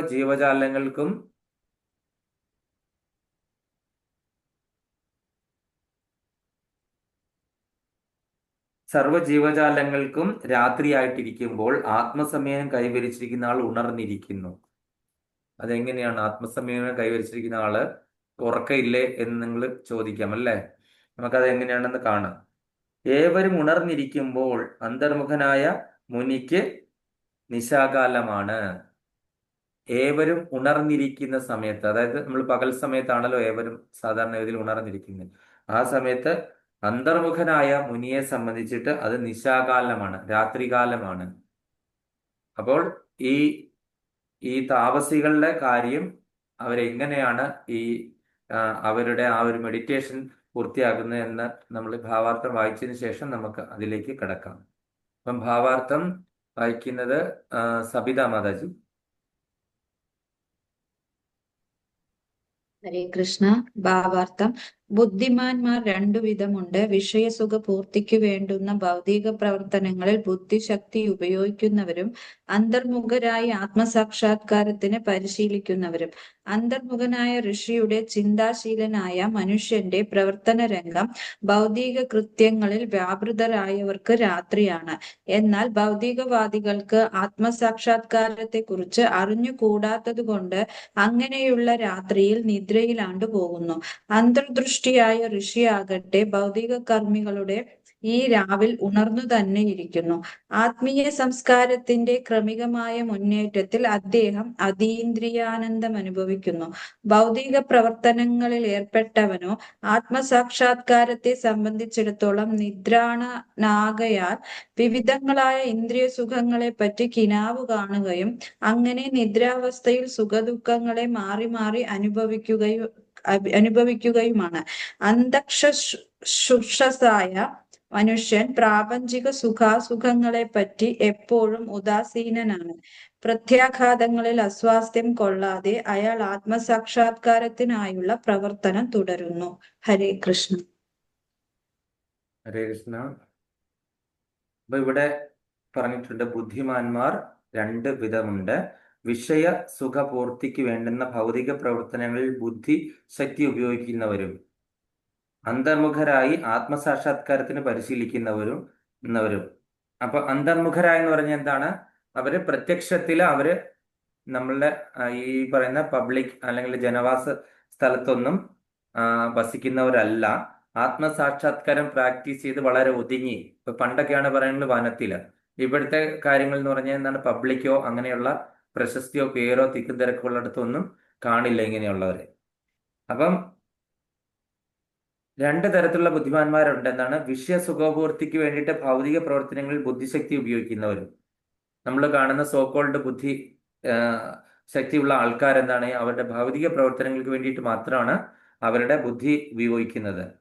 അതുപോലെ തന്നെ നമ്മൾ എന്താണ്? എല്ലാ തിക്കിലും തിരക്കിൽ നിന്നൊക്കെ ഒഴിഞ്ഞു മാറി നമ്മൾ ആത്മസാക്ഷാത്കാരത്തിന് വേണ്ടിയിട്ട് പ്രാക്ടീസ് ചെയ്യുന്നു. ചിലരത് യോഗ ആയിരിക്കാം, ചിലര് വേറെയുള്ള രീതിയിലുള്ള മെഡിറ്റേഷന്റെ പല പല തലങ്ങളുണ്ട്. അതിലേതെങ്കിലുമൊക്കെ ആകാം. അന്തർമുഖനായ ഋഷിയുടെ ചിന്താശീലനായ മനുഷ്യന്റെ പ്രവർത്തന രംഗം ഭൗതിക കൃത്യങ്ങളിൽ വ്യാപൃതരായവർക്ക് രാത്രിയാണ്. അപ്പം നമ്മള് അന്തർമുഖനായ ഋഷിയുടെ ചിന്താശീലനായ മനുഷ്യന്റെ പ്രവർത്തന രംഗം, അപ്പൊ അന്തർമുഖനായ ഋഷിയെ അവരുടെ പ്രവർത്തന രംഗം ഭൗതിക കൃത്യങ്ങളിൽ വ്യാപൃതരായവർക്ക് രാത്രിയാണ്. അപ്പോൾ നമ്മൾ ഈ രാത്രി എന്നിവിടെ ഉദ്ദേശിക്കുന്നത് എന്താണ്? ഈ അന്തർമുഖരായവർക്ക് എന്താണ്? അവർക്ക് പകലോ രാത്രി എന്നൊക്കെയുള്ള ആ ഒരു വ്യത്യാസം അവർക്കില്ലല്ലേ. അവര് ഈ പറയുന്ന ദിനരാത്രങ്ങൾ കടന്നു പോകുന്നതിൽ അവർക്ക് കൂടുതൽ ആസക്തിയില്ല. അപ്പൊ രാത്രിയാണോ പകലാണോ എന്ന് നോക്കുന്നില്ല. അവരുടെ മെഡിറ്റേഷനും അങ്ങനെയൊക്കെയുള്ള കാര്യങ്ങളൊക്കെ ആയിട്ട് നമ്മളെ പൊതുജന സമ്പർക്കം ഇല്ലാതെ കഴിയുന്നവർക്ക് രാത്രി എന്ത്, പകൽ എന്ത്. അപ്പൊ നമ്മളെ പോലെയുള്ള ആൾക്കാർ ചിന്തിക്കും അവർക്കത് രാത്രിയാണെന്ന്. അപ്പൊ അതുകൊണ്ട് ഭൗതികവാദികൾക്ക് ആത്മസാക്ഷാത്കാരത്തെ കുറിച്ച് അറിഞ്ഞുകൂടാത്തത് കൊണ്ട് അങ്ങനെയുള്ള രാത്രിയിൽ നിദ്രയിലാണ്ടു പോകുന്നു. അപ്പൊ ഭൗതികവാദികള് പറയും അവർക്ക് രാത്രിയാണ് എന്ന് പറയും. ഭൗതികവാദികളായിട്ടുള്ള ആൾക്കാർ പറയും അവർ ധ്യാനത്തിൽ ഇരിക്കുന്ന കാണുമ്പോൾ അവർക്ക് രാത്രിയാണ്, അവർ ഉറങ്ങിപ്പോയി എന്ന് അങ്ങ് വിചാരിക്കും അല്ലേ. അപ്പൊ അതുകൊണ്ട് അന്തർദൃഷ്ടിയായിട്ട് ഋഷിയാകട്ടെ ഭൗതിക കർമ്മികളുടെ ഈ രാവിൽ ഉണർന്നിരിക്കുന്നു. അപ്പം ഭൗതികവാദികളായിട്ടുള്ള ആൾക്കാര് അവരുടെ ഈ അവരുടെ രാത്രിയിൽ അല്ലെങ്കിൽ അവര് എല്ലാം വിട്ടിട്ട് ഉറങ്ങുന്ന ആ ഒരു സമയത്ത് അല്ലെ, എല്ലാം ഉറങ്ങുക എന്ന സമയത്ത് അവർക്ക് യാതൊരു ബോധവും ഇല്ല, ഒന്നുമില്ല, എല്ലാം വ്യതിചലിച്ചിട്ട് ഉറങ്ങുന്ന ആ സമയത്ത് ഇവർ ഉണർന്നിരിക്കുന്നു. കാര്യം ഇവരുടെ ഇന്ദ്രിയങ്ങളൊക്കെ തന്നെ അന്തർമുഖനായിട്ടുള്ള ആൾക്കാർ, ആത്മസാക്ഷാത്കാരത്തിന് വേണ്ടിയിട്ട് ചെയ്യുന്ന ആൾക്കാർക്ക് എപ്പോഴും എന്താണ്, അവർ ഉണർന്നാണ് ഇരിക്കുന്നത്. ഈവൻ അവർ നിദ്രയിലാണെന്ന് തോന്നിയാൽ തന്നെ അവരുടെ ഇന്ദ്രിയങ്ങളും മനസ്സും എല്ലാം പ്രവർത്തിച്ചുകൊണ്ടാണ് ഇരിക്കുന്നത്. അപ്പൊ അതുകൊണ്ട് നമ്മൾ സാധാരണക്കാരായിട്ടുള്ള ആൾക്കാർ അല്ലെങ്കിൽ ഭൗതികവാദികളുടെ ആൾക്കാര് വിചാരിക്കും പകല് അവര് എന്താണ് നിദ്രയിലും രാത്രിയിൽ ഉണർന്നിരിക്കുകയാണെന്നും വിചാരിക്കും. പക്ഷെ അവർ ഏത് സമയത്തും ജാഗരൂകരായിരിക്കും. അതുകൊണ്ട് അന്തർദൃഷ്ടിയായിട്ട് ഋഷിയായിട്ട് ഭൗതിക കർമ്മികൾ ഈ രാവിലെ ഉണ്ടെന്ന് തന്നെ ഇരിക്കുന്നു. ആത്മീയ സംസ്കാരത്തിന്റെ ക്രമികമായ മുന്നേറ്റത്തിൽ അദ്ദേഹം അതീന്ദ്രിയ ആനന്ദം അനുഭവിക്കുന്നു. അപ്പം അതീന്ദ്രിയ ആനന്ദം ഇങ്ങനെയുള്ള ആൾക്കാർക്ക് ഈ ആത്മസാക്ഷാത്കാരത്തിന്റെ ഒരു പ്രത്യേക സ്റ്റേജിൽ എത്തുമ്പോൾ അവര് അതീന്ദ്രിയ ആനന്ദം അവർക്ക് അനുഭവിക്കുന്നു. ആത്മസാക്ഷാത്കാരത്തിലൂടെ ആത്മാവിനെ മനസ്സിലാക്കിയിട്ട് അവർ പിന്നെ അടുത്തത് പരമാത്മാവിനെ മനസ്സിലാക്കുകയാണ്, പിന്നെ അടുത്തത് ഭഗവാനെ മനസ്സിലാക്കുക. നമ്മൾ 3 സാക്ഷാത്കാരത്തിന്റെ സ്റ്റേജുകൾ നമ്മൾ പലതവണ പഠിച്ചു അല്ലേ. ഏതൊക്കെയാണ് ആ 3 സാക്ഷാത്കാരങ്ങള്? ജ്ഞാനാംബിക മാതാജി മ്യൂട്ടാണ്.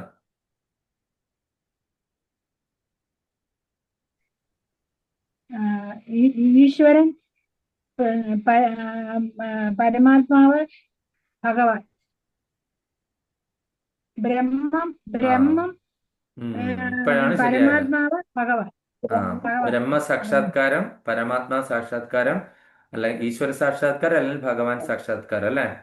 അപ്പം സാക്ഷാത്കാരം നമ്മൾ ആത്മാവിനെ അറിഞ്ഞ യോഗികളെ ഒക്കെ ബ്രഹ്മസാക്ഷാത്കാരം എന്ന് പറഞ്ഞു അവര് ബ്രഹ്മജ്യോതിയിലേക്ക് പോകുന്നു. പരമാത്മാ സാക്ഷാത്കാരത്തില് അവര് വൈകുണ്ഠ ലോകങ്ങളിലേക്ക് പോകുന്നു.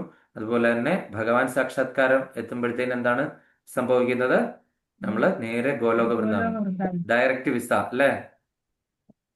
അപ്പൊ അങ്ങനെയാണ് നമ്മൾ അതിനെ മനസ്സിലാക്കുന്നത്. അപ്പൊ അങ്ങനെ അവർ പരമാനന്ദം അനുഭവിക്കുന്നു എന്നാണ് പറയുന്നത്. അപ്പം ഈ പ്രധാനപ്പെട്ട പരമാനന്ദം യോഗികളൊക്കെ അനുഭവിക്കുന്ന എന്താണ്? ബ്രഹ്മജ്യോതിയിൽ ലയിക്കുമ്പോഴാണ്.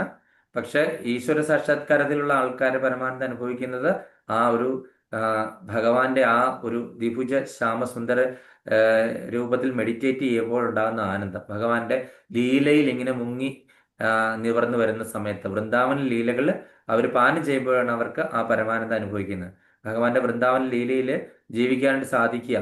ചില ആൾക്കാരൊക്കെ ഞാൻ കണ്ടിട്ടുണ്ട്, ചില ആൾക്കാരുടെ ക്ലാസ്സുകൾ, അതുപോലെ ചില ആൾക്കാരുടെ അനുഭവ സാക്ഷ്യങ്ങൾ, കൃഷ്ണാനുഭവമൊക്കെ നമ്മൾ യൂട്യൂബിൽ അല്ലെങ്കിൽ ചിലപ്പോൾ വാട്സപ്പിലൊക്കെ വരുന്നപ്പോൾ നമ്മൾ ഇടയ്ക്ക് കേൾക്കാറുണ്ട്.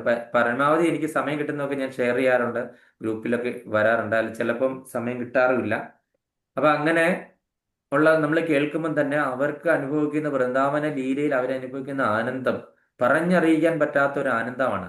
ആ ഭഗവാനെ പറ്റിയുള്ള കാര്യങ്ങൾ, ആ ഭഗവാന്റെ ആ ഒരു ലീല ഇതിൽ അവർ മുഴുകിയിരിക്കുകയാണ്. അവര് എന്താണ്, ആ വൃന്ദാവനത്തിൽ പോയി താമസിച്ചിട്ട് അവർക്ക് ഓരോ സമയത്ത് ആ ലീല അനുഭവങ്ങൾ ഉണ്ടാകും. അവര് രാധാകൃഷ്ണന്റെ ലീലയിൽ ശരിക്കും ഉണ്ടായിരുന്നു എന്നുള്ള രീതിയിൽ ഓരോ ദിവസവും അവർ ചെയ്യുന്ന പ്രവൃത്തികളും അവർക്കുണ്ടാകുന്ന അനുഭവങ്ങളും അവര് ഭഗവാനെ രാധാറാണിയും ഒക്കെ ഗോപി ഗോപന്മാരും ഒക്കെ ആയിട്ട് ആ ദ്വാപര യുഗത്തിൽ ചെയ്ത ആ വൃന്ദാവനത്തിൽ നടന്ന ലീലകള് അതേപടി റീക്രിയേറ്റ് ചെയ്യുകയാണ്. അവർക്ക് ആ ഒരു ലീലാനുഭവം അവർക്ക് നുകരാനായിട്ട് സാധിക്കുന്നു. അവർ നമുക്ക് പറയുമ്പോൾ നമ്മൾ അത് ചിലപ്പോൾ അവർക്ക് എന്തെങ്കിലും മാനസിക നില തെറ്റിയോ എന്ന് നമ്മൾ വിചാരിക്കും. പക്ഷെ അതൊരു പരമാനന്ദത്തിന്റെ വേറൊരു ലെവലാണ് അല്ലേ? രാധാകൃഷ്ണന്മാർ വൃന്ദാവനത്തിൽ താമസിച്ച് നമ്മൾ ആ ഭഗവാന്റെ ലീലകളെ പറ്റി മെഡിറ്റേറ്റ് ചെയ്യുമ്പോൾ നമ്മളെ തീർച്ചയായിട്ടും നമ്മളെ ആ ഒരു ലീലയിലേക്ക് ഭഗവാൻ രാധാറാണി കൊണ്ടെത്തിക്കും. കാര്യം രാധാറാണിയാണ് അതിന്റെ ആള്. അപ്പം തീർച്ചയായിട്ടും അങ്ങനെ രാധാറാണിയെ മെഡിറ്റേറ്റ് ചെയ്ത് നമ്മൾ എന്താണ് ആ ഒരു പ്രേമരസത്തിൽ ആണ്ട് കഴിഞ്ഞു കഴിഞ്ഞാൽ നമ്മൾക്ക് ആ ഒരു ലീലയിൽ നമ്മൾ മുങ്ങിക്കുളിക്കും. അതിനൊരു സംശയമില്ല. അപ്പൊ നമ്മൾ മറ്റുള്ളവർ നോക്കുമ്പോൾ നമ്മൾ എന്തായാലും ഭ്രാന്ത് പറയുന്നതാണോ എന്നൊക്കെ വിചാരിക്കും. പക്ഷെ അത് ശരിക്കും ആ ഒരു കൃഷ്ണാനുഭവം അവിടെ ഉണ്ടാകുന്നത് തന്നെയാണ്. അപ്പൊ അങ്ങനെ ഭൗതിക പ്രവർത്തനങ്ങളിൽ ഏർപ്പെടുന്നവനോ ആത്മസാക്ഷാത്കാരത്തെ സംബന്ധിച്ചിടത്തോളം നിദ്രാണനാകിയാൽ വിവിധ ഇനങ്ങളായ ഇന്ദ്രിയ സുഖങ്ങളെപ്പറ്റി കിനാവ് കാണുകയും അങ്ങനെ നിദ്രാവസ്ഥയിൽ സുഖങ്ങളെപ്പറ്റി സുഖദുഃഖങ്ങളെ മാറി മാറി അനുഭവിക്കുകയുമാണ്. അന്ധചക്ഷുഷായ മനുഷ്യൻ പ്രാപഞ്ചിക സുഖാദുഃഖങ്ങളെപ്പറ്റി എപ്പോഴും ഉദാസീനനാണ്. പ്രത്യാഘാതങ്ങളിൽ ആസ്വസ്ഥ്യം കൊള്ളാതെ അയാൾ ആത്മസാക്ഷാത്കാരത്തിനുള്ള പ്രവർത്തനം തുടരുന്നു. അപ്പൊ നമ്മളിപ്പോ രണ്ട് രീതിയിലുള്ളവരെ കണ്ടു. അതായത് ഭൗതികതയിൽ പൂർണ്ണമായിട്ട് ആണ്ട് ആൾക്കാരും അവരുടെ നിദ്ര എങ്ങനെയാണെന്നും അവർ ഉണർന്നിരിക്കുമ്പോൾ എങ്ങനെയാണെന്നും എന്തെങ്കിലും വ്യത്യാസമുണ്ടോ? അവർ ഉണർന്നിരുന്നാൽ എന്താ, ഉറങ്ങിയാൽ എന്താ, എല്ലാം സമമാണ്. പക്ഷെ അന്തർമുഖനായിട്ട് ആത്മസാക്ഷാത്കാരത്തിന് വേണ്ടി യത്നിക്കുന്ന ആൾക്കാര് അവർ ചിലപ്പോൾ നമ്മൾ ഉറക്കം നിദ്രയിലാണെന്ന് നമ്മൾ വിചാരിക്കുമ്പോഴും അവരെന്താണ് പരമാനന്ദത്തിലായിരിക്കും. നമ്മൾ അവർ നിദ്രയിലാണെന്ന് വിചാരിക്കും, അവര് ഉണർന്നിരിക്കുന്നു എന്ന് വിചാരിക്കുന്ന സമയത്ത് ചിലപ്പോൾ ശരിക്കും അവര് എന്താണ് ധ്യാനത്തിലായിരിക്കും. അപ്പൊ അവർക്ക് ഈ രാത്രിയെന്നോ പകലെന്നോ ഉള്ള വ്യത്യാസമില്ല. നമ്മൾ നോക്കിക്കാണുന്ന ആ ഒരു ദിനമോ രാത്രിയോ അല്ല അവരുടെ കാര്യങ്ങൾ. അവര് ഏത് സമയത്തും അവര് ഉണർന്നിരുന്ന് പ്രവൃത്തികൾ ചെയ്തുകൊണ്ടായിരിക്കുന്നത്. അവര് നിദ്രയിലാണെന്ന് വിചാരിച്ചാൽ കൂടി ആ നിദ്രയിലല്ല, ആ സമയത്തും പ്രവൃത്തിയിൽ വ്യാപൃതരായിരിക്കും എന്നാണ് നമ്മൾ ഈ ശ്ലോകത്തിൽ കൂടെ കണ്ടത്. അപ്പം 3 ശ്ലോകങ്ങളാണ് ഇന്നടുത്ത്. ഇനി എന്തെങ്കിലും സംശയം ഉണ്ടെങ്കിൽ ചോദിക്കാം, അല്ലെങ്കിൽ നമ്മൾക്ക് ഓരോ പോയിന്റ് പറയാം. അതിനുശേഷം നമുക്ക് മറ്റൊരു ആരതി സോങ്ങിലേക്ക് നമുക്ക് പോകാം.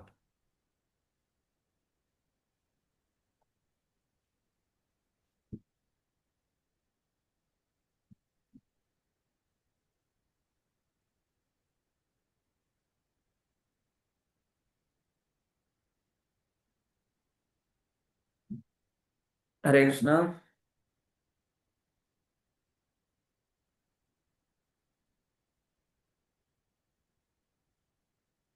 ഹരേ കൃഷ്ണ, എന്തെങ്കിലും സംശയമുണ്ടോ? ഇല്ലെങ്കിൽ ഓരോ പോയിന്റ് പറയാം. സുജന മാതാജി.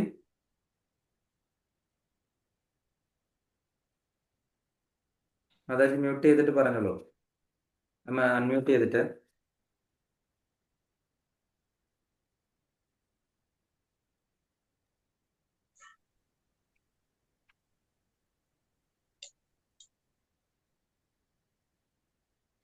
ഭൗതിക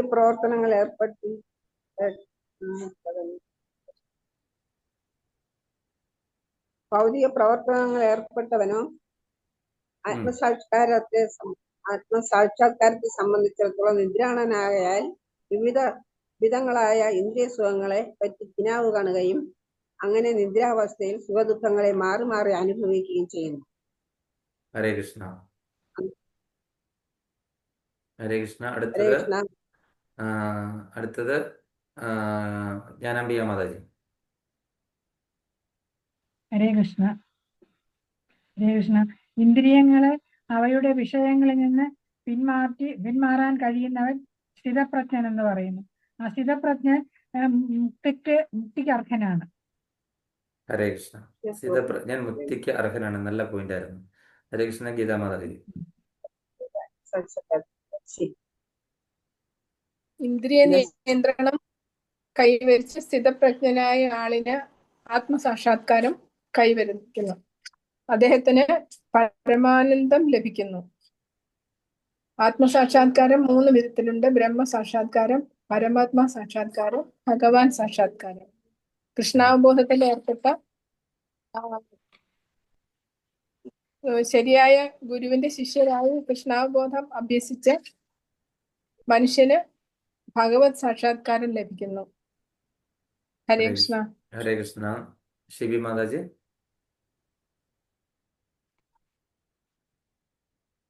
ഹരേ കൃഷ്ണ. സ്ഥിരപ്രജ്ഞനാവാനുള്ള എളുപ്പ വഴി ഭഗവാന്റെ സേവനം ചെയ്യുകയാണ്.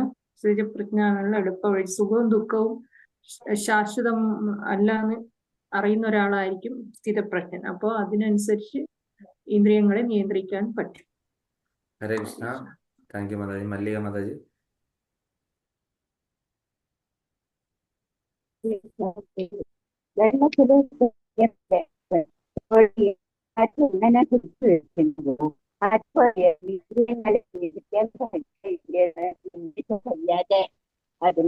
ഒരു കാര്യത്തിൽ മനസ്സ് കേന്ദ്രീകരിക്കാനാകാതെ ഒളിഞ്ഞുകൊണ്ടേയിരിക്കും.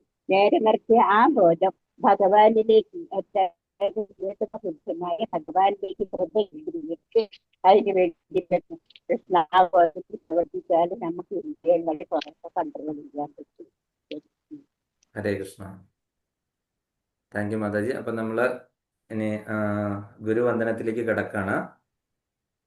അപ്പൊ ഗുരു അഷ്ടകം എന്ന് പറയും. അത് ബംഗാളി സോങ് ആണ്. അപ്പൊ അതിന്റെ അത് നിങ്ങളെല്ലാവരും വൈഷ്ണവ ഗീതങ്ങളുള്ളവരാണെങ്കിൽ എടുക്കുക. അതിന്റെ അർത്ഥം കൂടെ കൂടി പറഞ്ഞു പോകാം.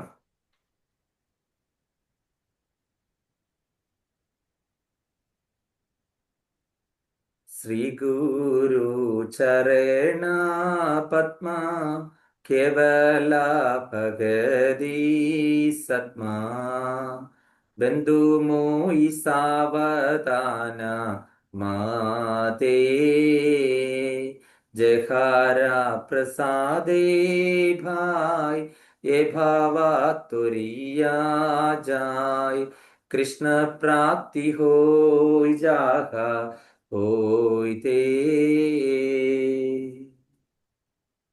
श्री गुरु चरण पद्मा केवला भगति सत्मा बंधु मोहि सावधान माते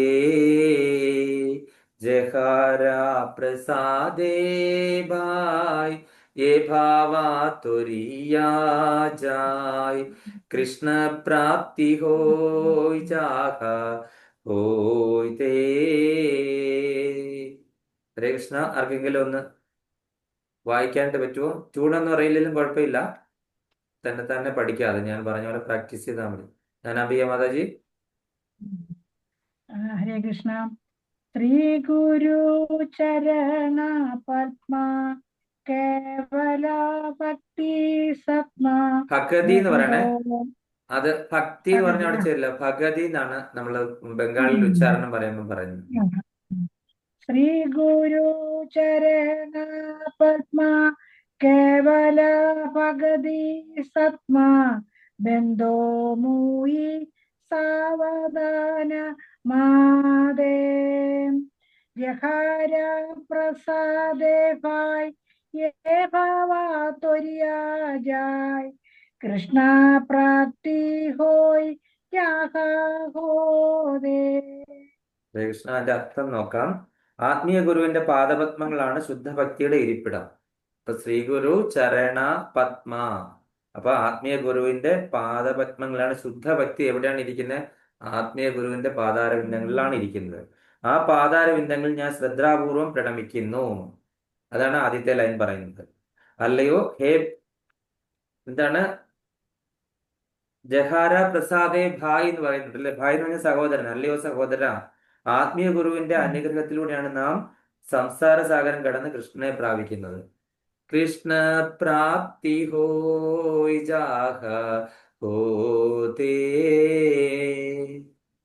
അപ്പം കൃഷ്ണപ്രാപ്തി കിട്ടണമെങ്കിൽ എന്താണ്? ആത്മീയ ഗുരുവിന്റെ കൃപയുണ്ടെങ്കിൽ മാത്രമേ ഈ സംസാര സാഗരം കടക്കാണ്ട് പറ്റുള്ളൂ എന്ന് പറഞ്ഞിരിക്കുകയാണ് അല്ലെ. അപ്പൊ ആത്മീയ ഗുരുവിന്റെ പാദപത്മങ്ങളിലാണ് ശുദ്ധഭക്തി കുടിയിരിക്കുന്നത്.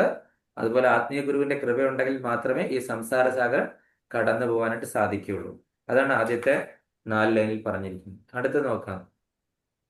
ഗുരുമുഖ പത്മവാക്യ ചിത്തദേ കൊരിയ ഐക്യ ആരാന കൊരി ഹോ മാനെ ആശാ ശ്രീ ഗുരു ചരണേ രതി यैसे उत्तम गति जय प्रसादे पूरे सर्व आशा जय प्रसादे पूरे सर्व आशा ഗുരുമുഖ പത്മവാക്യ ചിത്തദേ കൊരിയ ഐക്യം ആരാന കൊരിഹോ മാനെ ആശാ ശ്രീ ഗുരു ചരണേ രതി യൈസേ ഉത്തമ ഗതി जय प्रसादे पूरे सर्व आशा। हरे कृष्णा। गीता माता जी। ഹരേ കൃഷ്ണ. ഗുരുമുഖ പത്മാവാക്യ ചിത്ത ചിത്തദേ കോരിയ ഐക്യ ആർന കോരി ഹോമാനെ ആശാ ശ്രീ ഗുരു ചരണേ രതിയൈസേ ഉത്തമഗതി ജയ പ്രസാദേ പൂരേ സർവ ആശാ. ഹരേ കൃഷ്ണ. ഇപ്പൊ എന്താണ് ആത്മീയ ഗുരുവിന്റെ ശിക്ഷണങ്ങളെ ഹൃദയത്തിൽ സ്വീകരിച്ച് മറ്റൊന്നിനെയും ആശിക്കാതിരിക്കുക.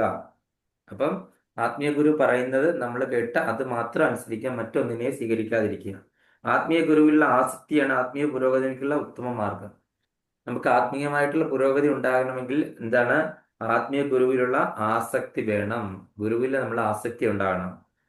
അപ്പൊ അദ്ദേഹത്തിന്റെ കാരുണ്യത്താൽ ആത്മീയ അഭിലാഷങ്ങളെല്ലാം തന്നെ നിറവേറ്റപ്പെടുന്നു. ഇപ്പൊ ഗുരുവിന്റെ കാരുണ്യം കൊണ്ട് മാത്രമാണ് നമ്മുടെ ആത്മീയ അഭിലാഷങ്ങളൊക്കെ സാധ്യമാക്കുന്നത്. അപ്പൊ ഗുരുമുഖത്ത് നിന്ന് വരുന്ന കാര്യങ്ങൾ നമ്മൾ അതേപടി അനുസരിക്കുക. പിന്നെ നമ്മൾ ഗുരുവില് ആസക്തി ഉണ്ടാകുക. നമുക്ക് എന്താണ് ഗുരുവിന്റെ പാതാര ബന്ധങ്ങളിലുള്ള ആ ഒരു ഭക്തി കൊണ്ട് മാത്രമേ നമുക്ക് നമ്മുടെ ആത്മീയ അഭിലാഷങ്ങൾ സാധ്യമാകുകയുള്ളൂ എന്ന് വളരെ സിമ്പിൾ ആയിട്ട് പറഞ്ഞിരിക്കുന്ന ബംഗാളി സോങ് ആണ്. വളരെ നല്ല ട്യൂണിൽ ചെല്ലുന്ന ആൾക്കാരൊക്കെ ചേർന്ന് കണ്ടു കഴിഞ്ഞാൽ നമുക്ക് എന്താണ് രോമം എഴുതി നിൽക്കും. അത്രയ്ക്ക് സുഖമുള്ള ഒരു പാട്ടാണിത്. ഞാനത് പാടി വികൃതമാക്കിയെന്ന് എനിക്ക് തോന്നുന്നു. चक्षुदान दिल जय जन्मे जन्मे प्रभु से दिव्य ज्ञान हृदय प्रकाशितो प्रेम भक्ति जागा होइदे अविद्य विनाश जादे വേദകായി ജാഹരചരിതോ.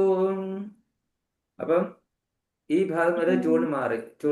ചക്ഷുദാൻ ദിലെ ജയ് ജന്മേ ജന്മേ പ്രഭു സേ ദിവ്യ ജ്ഞാൻ ഹൃദയ പ്രകാശിതോ പ്രേമ ഭക്തി ജാഗ ഹോയിദേ അവിദ്യ വിനാശ ജാതേ വേദകായി ജാഹരചരിതോ.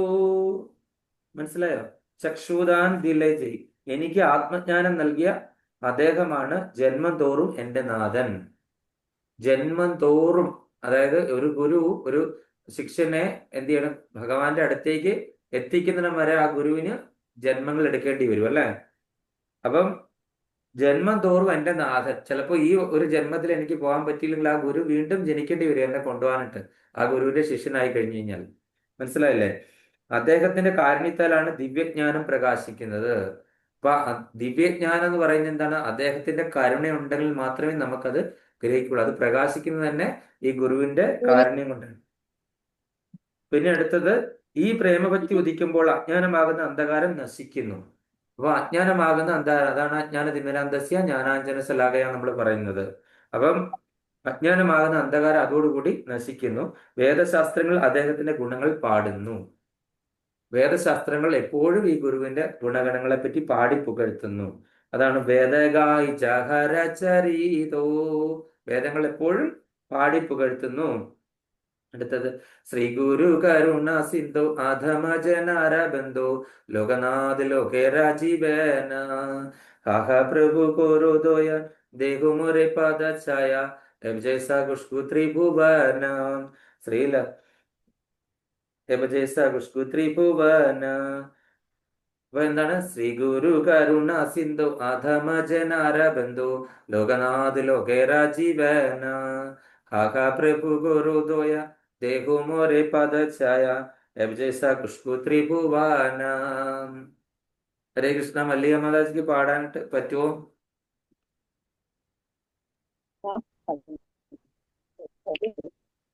ശ്രീ ഗുരു കരുണ സിന്ധു അധമതനാരാബന്ധു ലോകനല്ലോ തിരജീവന പ്രഭു കോരുദയ ദേഹോ മോരെ പദായ ത്രിഭുവന. അപ്പം എന്താണ്? കരുണാസമുദ്രവും പതിതാത്മാക്കളുടെ സുഹൃത്തുമായ അല്ലയോ ആത്മീയ ഗുരു, അങ്ങ് എല്ലാവരുടെയും ബോധകനും ജീവനുമാകുന്നു. അല്ലയോ കരുണാസമുദ്രമായ, അത് കരുണക്കടലേ എന്നൊക്കെ നമ്മൾ പറഞ്ഞില്ലേ, അങ്ങനെ കരുണക്കടലാണ് അല്ലെ. പതിതാത്മാക്കളായ നമ്മൾ ഈ അധപ്പതിച്ച് ഫോളൻ സോൾസിന്റെ ഒക്കെ സുഹൃത്താണ്. അങ്ങനെയുള്ള ആത്മീയ ഗുരു അങ്ങ് എല്ലാവരുടെയും ബോധകനും ജീവനുമാകുന്നു. അങ്ങാണ് നല്ല ബോധം എല്ലാവർക്കും കൊടുക്കുന്നത്. അങ്ങാണ് എല്ലാവരുടെയും ജീവനും. അല്ലയോ യജമാനനെ, എന്നിൽ കാരുണ്യം കാട്ടി അങ്ങയുടെ പാദങ്ങളിൽ എനിക്ക് ആശ്രയം തരണേ. അങ്ങനെ കാരുണ്യം കാണിക്കണം. തീർച്ചയായിട്ടും അങ്ങയുടെ കാരുണ്യം ഉണ്ടെങ്കിൽ മാത്രമേ എനിക്ക് മുന്നോട്ടുള്ള ആത്മീയ പുരോഗതി സാധ്യമാകുകയുള്ളൂ. അങ്ങയുടെ പാദത്തിൽ എനിക്ക് ആശ്രയം തരണേ. അങ്ങയുടെ മഹിമാനങ്ങൾ 3 ലോകങ്ങളിലും പരക്കട്ടെ. അപ്പൊ അങ്ങയുടെ മഹിമാനങ്ങൾ, അങ്ങയെ പറ്റിയുള്ള ആ ഒരു കൃപ എല്ലാ ലോകങ്ങളിലും പരക്കട്ടെ എന്ന് പറയാണ്. അപ്പൊ പ്രഭു കോരുദയ ദേഹുമൊരെ പദഛായ എബജസ ഖുഷ്ബു ത്രിഭുവനം. അപ്പം അതാണ് അവിടെ ഉദ്ദേശിച്ചിരിക്കുന്നത്. അടുത്തത് ബാക്കി. ജയ പ്രഭുപദ ജയ പ്രഭുപദ ജയ പ്രഭുപദ ജയ പ്രഭുപദ. പിന്നെ അദ്ദേഹത്തിന്റെ സ്തുതിയാണ് ബാക്കി പാടുന്നത്. അപ്പൊ ഇവിടം വരെയാണ് നമ്മൾ ഈ ഗുരുവന്ദനം അല്ലെങ്കിൽ ഗുരു ആരതി എന്ന് പറയും. ഗുരു ആരതി സോങ് രാവിലെയും വൈകിട്ടും ഒക്കെ ഇത് ചെയ്യാവുന്നതാണ്. രാവിലെ ചെയ്യുമ്പോൾ നമ്മളുടെ ദീക്ഷാ ഗുരുവിന്റെയും, വൈകുന്നേരം ചെല്ലുമ്പോൾ നമ്മൾ പ്രഭുപാദർക്കും വേണ്ടിയിട്ടാണ് സാധാരണഗതിയിൽ ഇത് ചെയ്യുന്നത്. ഒരു നേരം ദീക്ഷാ ഗുരുവിന് വേണ്ടിയിട്ടും ഒരു നേരം നമ്മളുടെ ആത്മീയ ഗുരുവായ ശ്രീല പ്രഭുപാദർക്കും വേണ്ടിയിട്ടാണ് ഇത് ചെയ്യുന്നത്. അപ്പൊ ഗുരുവിന് വേണ്ടിയിട്ട് നമ്മൾ ചെല്ലുമ്പോൾ, ആത്മീയ ഗുരുവിന് വേണ്ടിയിട്ട് ചെയ്യുമ്പോൾ അവസാനം ഒരു ശകലം വ്യത്യാസപ്പെടുത്തിയാണ് പാടുന്നത്. ഈ പറയുന്ന 4 സ്റ്റൻസ കഴിഞ്ഞും ബാക്കിയുള്ളത് പാടുമ്പോൾ അന്ന് മാത്രം ഓർത്തിരിക്കുക. ഓക്കെ. അപ്പം ഇനി ഇത് നിങ്ങൾക്ക് എങ്ങനെ പ്രാക്ടീസ് ചെയ്യണം എന്നുള്ളത് നിങ്ങൾ തന്നെ തീരുമാനിക്കുക.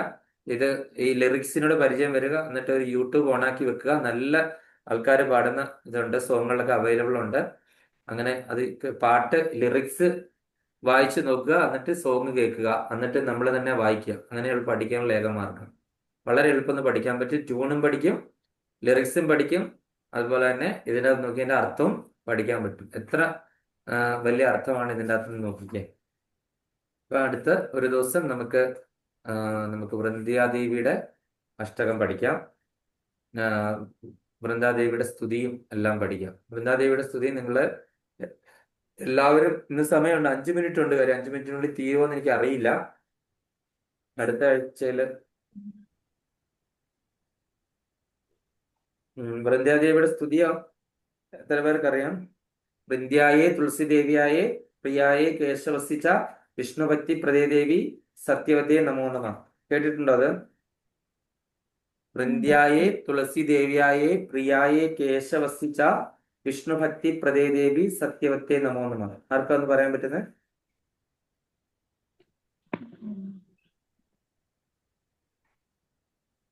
ആർക്കെല്ലാം അറിയാമോ വൃന്ധ്യാദേവി സ്തുതി?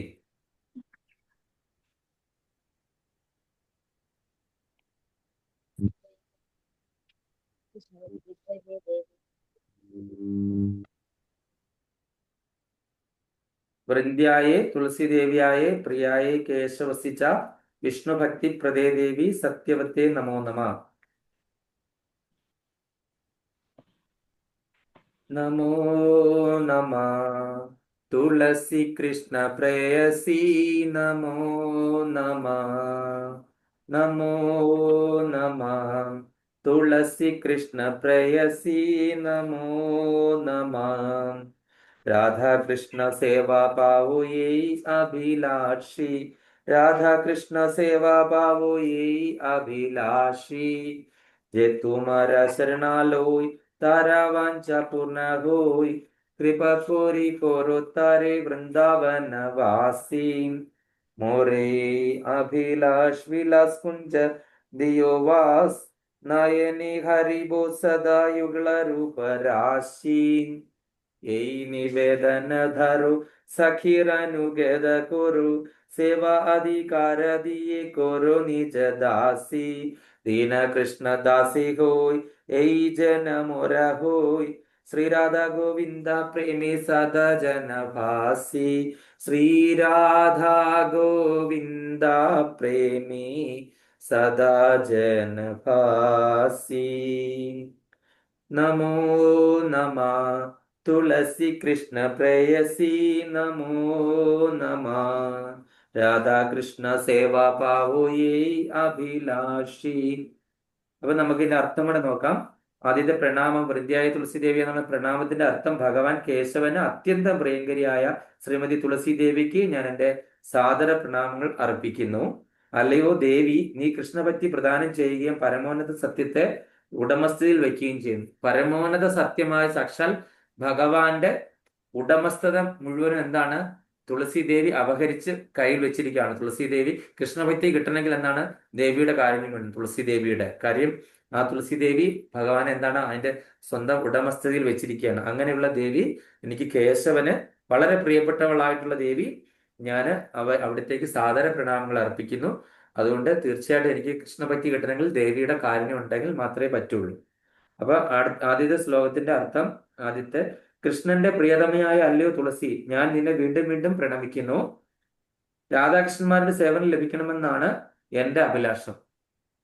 അപ്പൊ കൃഷ്ണന്റെ പ്രിയതമയായ അല്ലയോ തുളസി, ഞാൻ നിന്നെ വീണ്ടും വീണ്ടും പ്രണമിക്കുന്നു.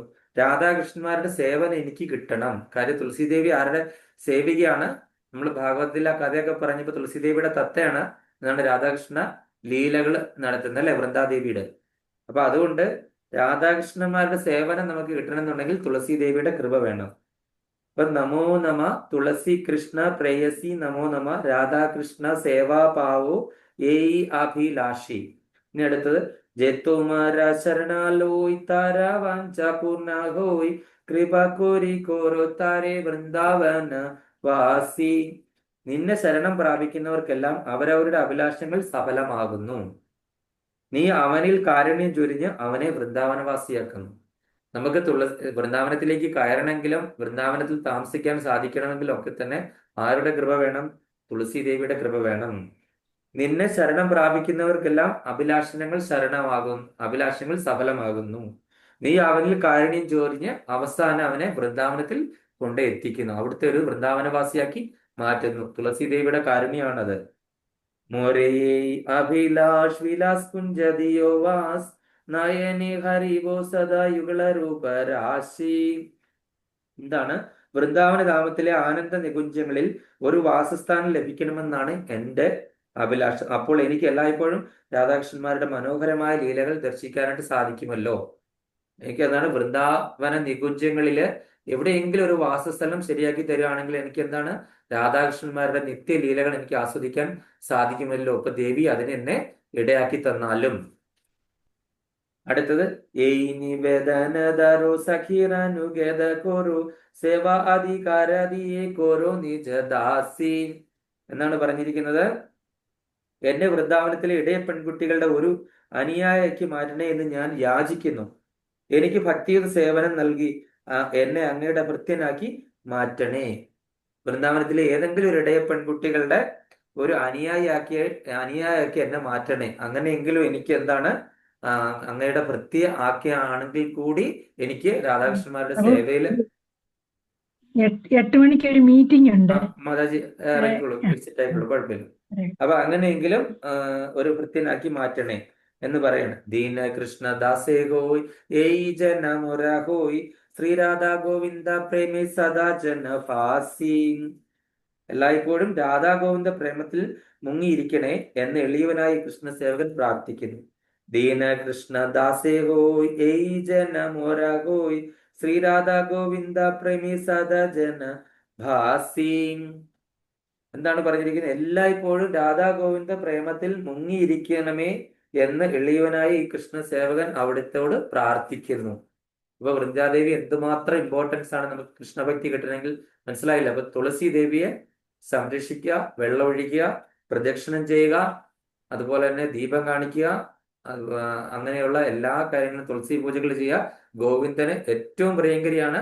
തുളസി ദേവിയുടെ കൃപയുണ്ടെങ്കിൽ കൃഷ്ണഭക്തി കിട്ടാനായിട്ട് വളരെയധികം എളുപ്പമാണ്.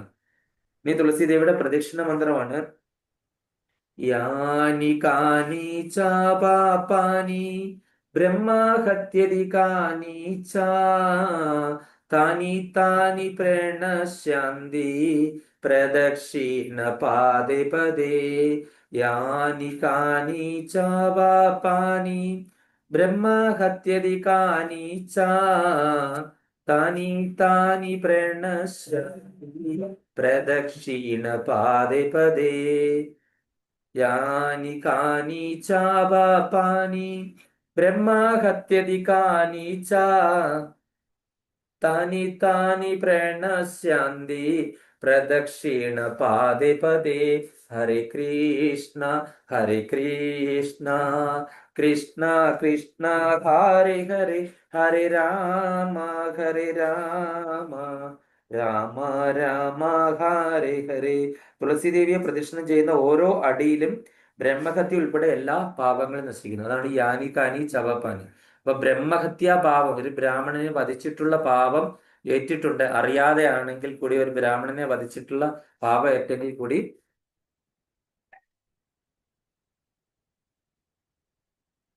അത് ആ ഒരു പാപം പോലും നശിക്കുന്നു തുളസി ദേവിയുടെ കൃപയുണ്ടെങ്കിൽ. അപ്പം അത്രയാണ് ഇന്ന് എടുക്കാനുള്ളത്. നമ്മുടെ സമയം കൃത്യസമയമായിരിക്കുന്നു. അതുകൊണ്ട് നമുക്കിനി വൈൻഡപ്പ് ചെയ്യാം. വേറെ ആർക്ക് സംശയമൊന്നുമില്ലെങ്കിൽ നമുക്ക് ലീവ് ചെയ്യാവുന്നതാണ്. ഹരേ കൃഷ്ണ. വാഞ്ചാകൽപതരൂപശ്ച കൃപാസിന്ധുഭ്യോ പതിതാനാം പാവനേഭ്യോ വൈഷ്ണവേഭ്യോ നമോ നമഃ. അനന്തകോടി വൈഷ്ണവന്തിക്ക് ജയ.